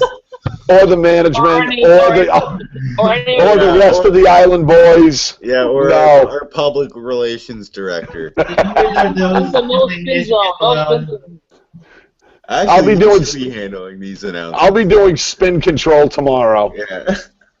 When you've got me doing damage control, you've got problems. We'll have to start paying you. We'll have to send you a check for the amount of crap we're gonna take with people watching. This is about the most viewers we've had live for a while, so that's we've had a pretty solid show. We had comments coming through between the website, Twitter, YouTube. Between your roommates as well. So we've had. They actually argued into Survivor. I had them watch last night, and they had a great time watching them. They might continue watching the shows. Very cool. Awesome. And we're you just gotta. That's how I had to do it. I had a couple of my buddies that never watched it and said Survivor sucked, and then I got them actually watch an episode. Actually, one of my buddies, the first episode he watched was the Worlds Apart premiere, and it got him hooked. And he's been watching ever since. And we went back and watched. Or not Sam, my buddy Sam, you know, who has frequently. That's okay. I wasn't talking. It's okay. Yeah. And we weren't listening either, so go ahead. Yeah, it's fine. Yeah, Survivor 31 was his first season. Yeah, no, he's definitely very into the season. He likes Ty. Dylan, what the fuck, man? You totally interrupt Niko, and you don't even know. Like, no one can understand you because you're talking like half sentences. You're fucking mumbling. And I think your mic's covered in something. Let's go back to hashtag push Dylan. Let's go back to that one. All right. So if you made it through the entire episode, you are a trooper. You've made a poor decision in your life, and I think you should go and rethink your life. And, I hope you were doing something else. Like, I hope you just weren't listening to this. Like, I hope you were like, cleaning a room or something. 2 hours of your day. To go and listen and watch this entire thing, you've made a bad decision, and you be ashamed. But if you did for some reason make it to the end of this, tweet at us the hashtag #PushDylan, hashtag Save the Kids. Hashtag Vagina. Hashtag Dylan the Catcher. Hashtag Dylan the Catcher. I mean, in the end, it's about the kids. There's lots of hashtags from this show. You can't follow up Dan Foley saying hashtag Dylan the Catcher, and then you say it's about the kid. That's fucking. No, that's pretty much it right there. Yeah, Uncle Touchy. Yeah, that's spot on. I still think we should go with hashtag hand vagina. Because, like, hey, wasn't Anna Kate in the games for handball? Well, how about this? If you would like to personally tweet at Dan hashtag ham vagina, then you are more than willing. You are more than follow it up with a picture of you making your very own hand vagina. Yes, that's perfect. Little video snippets of people doing hand vagina. Beautiful. Yeah, send me all your tweet pics. I'm gonna get this motherfucker Twitter. I'm gonna be the hand on Twitter. Put it up on Twitter. Yeah, I almost said Twitter completely on accident. Alright, we gotta end this now before completely gets. We're gonna end on a high note, kids. Yes. Yeah, we are. So Dan, I'll let you search for those hashtags. Show. What was that? If people tweet us pictures, Dan and I can talk about it on the Tuesday show, which will be occurring at 8 p.m. Oh yeah. On Wednesday, right? Yeah. On Tuesday, 8 p.m. Not Survivor. The Tuesday. The Tuesday show. Dylan wants to put it on Monday, so yeah, that's a great place. There we go. There we go. But it is on Tuesday officially. So. So if we have another show for beforehand, it will be Tuesday night. We don't have an exact plan for what it's going to be. I'm working on it. So I can actually do nights now, so that's good. You know what? You can expect some laughs. You can expect some tears. We're going to talk about not just Survivor, but like Big Brother Canada starting up. So we'll talk a little bit about that. You know, maybe we'll have some celebrity guests on. You never know. By celebrity guests, I mean like Dylan's friends or. But maybe Ben will show up to a podcast for once. That'd be new. But then I can't come. All right, so when I'm not there, Ben will show up. Yeah, we actually do have another cast member that joined us this season. Zach. But he couldn't make it tonight because he had it was a bit late for him. So he'll be on with us for the majority of our shows moving forward. Very cool. We did an intro podcast with him last week to introduce him to the fans, and you can follow him at Dakota Zulu. And but otherwise, moving forward next week, we'll have that show on Tuesday. I will not be a part of that Tuesday show. I'm only doing the Thursday shows. I have a social life outside of podcasting. So a woman. You've got a wife, dude. I'm married, so I'm busy. And And I I'll don't be have a working wife. overtime, so I'll be making money. I'll be making 20-something an hour while you guys are here jerking each other off. So Good for I don't have you. a wife. I have 0 romantic prospects at the moment, and all I do is play as Rocket League and Halo 5 on my Xbox One. Yeah, I'm aware because my wife has Xbox One on the Netflix on all the time, and Dan, you're on all way too much. Yeah, I play a lot of Rocket League. I've been playing a lot of Rocket League. Look at the sun. It's there. It misses you. It is okay. It's winter here, and when winter happens, I'm a bear. I hibernate. I stay inside, and then the spring comes up. I feast. It's feasting time. Let me eat. Feed me more. Feed you more. Feed you more. All right. Last little note here. Next Thursday we'll have Billy Garcia coming on the show. Nice. So he'll be our guest next week. We had him on a couple times last season. You and him are competing for most appearances, Dan. I think you're beating him still. Yeah, Dan, you're at 4. This will be Billy's 3rd on the show. So you're a show ahead of him. All right, it's not a matter of how many appearances. It's a matter of how many hashtags, how many viewers, how many comments. Well, that's what matters. I think you have like a total 15 hours on air with us. So. And I will say that your first podcast alone, I think, has more views than the rest of our podcast combined. So probably. That one no, we actually had a lot of viewers tonight. So. That one killed, yeah. Yeah, and Ben was there that first time too. Maybe that was the last time I saw Ben, but whatever. I don't think that was a variable that factored into it. First and probably last. Yep. Yeah, probably last. And then we don't have a guest lined up for week 3, but we do have Bryce Isaiah lined up for week 4. And then moving forward, we're looking to get some more guests. Dan, if you have any Survivor friends willing to whore themselves out, feel free to pass them our way. We're happy to have them. And, very cool. We're always open to having pretty much anyone on the show. As you've seen, we brought you on 4 times. Yeah, exactly. Holy crap! You guys are desperate. We are. We had to dig deep into the well, but you got to start from the bottom, and then you get there. I think digging deep into the gutter. No, Dan fits our brand. Dan fits our brand of our show, so it's perfect. Yeah, a little bit. Not gonna lie. Brand management. What are you, Nike? Well, you're definitely going to take a big leap big step up with Billy. So that's good. Yeah. It's a slightly more classy podcast with Billy. Not much. I mean, we had a lot more fun with him the second time we had him on. So when this hand vagina meme takes off, we're gonna be rolling. That could be huge. That's to make our show. That's what we go for. It's gonna be bigger. It's gonna be bigger than a hot dog down a hallway. Yeah. All right, we're wrapping the show. Let's end on a high note. Thank you for everyone that watched tonight. Again, it's hashtag push Dylan, hashtag save the kids, hashtag Dylan the catcher. Hashtag hand vagina. Well, Dan and Dylan will see you on Tuesday. Ben and Zach may or may not be on the show. We'll at least have Dan and Dylan there.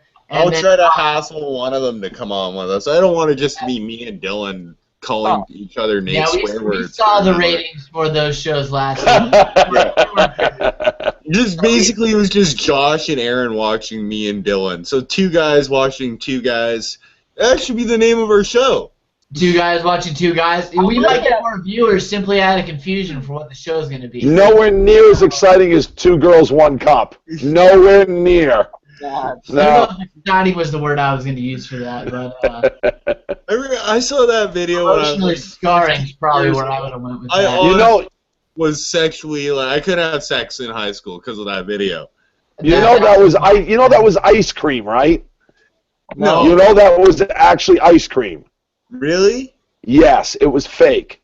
Wait, that was a fake video? The poop was fake. Yeah, I know, but the video would be fake too then, right? Like the whole video. No, the girls did the video. It was just ice cream they were sharing. I know. Okay, I know. All right. I just mean then the video would be fake because it wouldn't be real what they sold it as, you know? Doesn't that actually make your world a better place?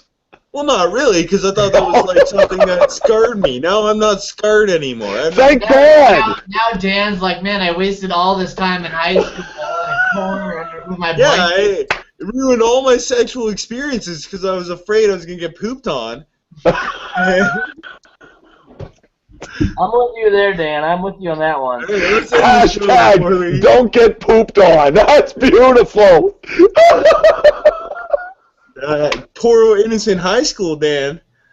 All right. Hashtag Cleveland Steamer. Hashtag we're getting off this. I gotta bounce. We're out of here. Until the next time, kids. Until the next time. Join us next week with Thursday with Billy. And we'll see you guys next week. Deuces. We're out.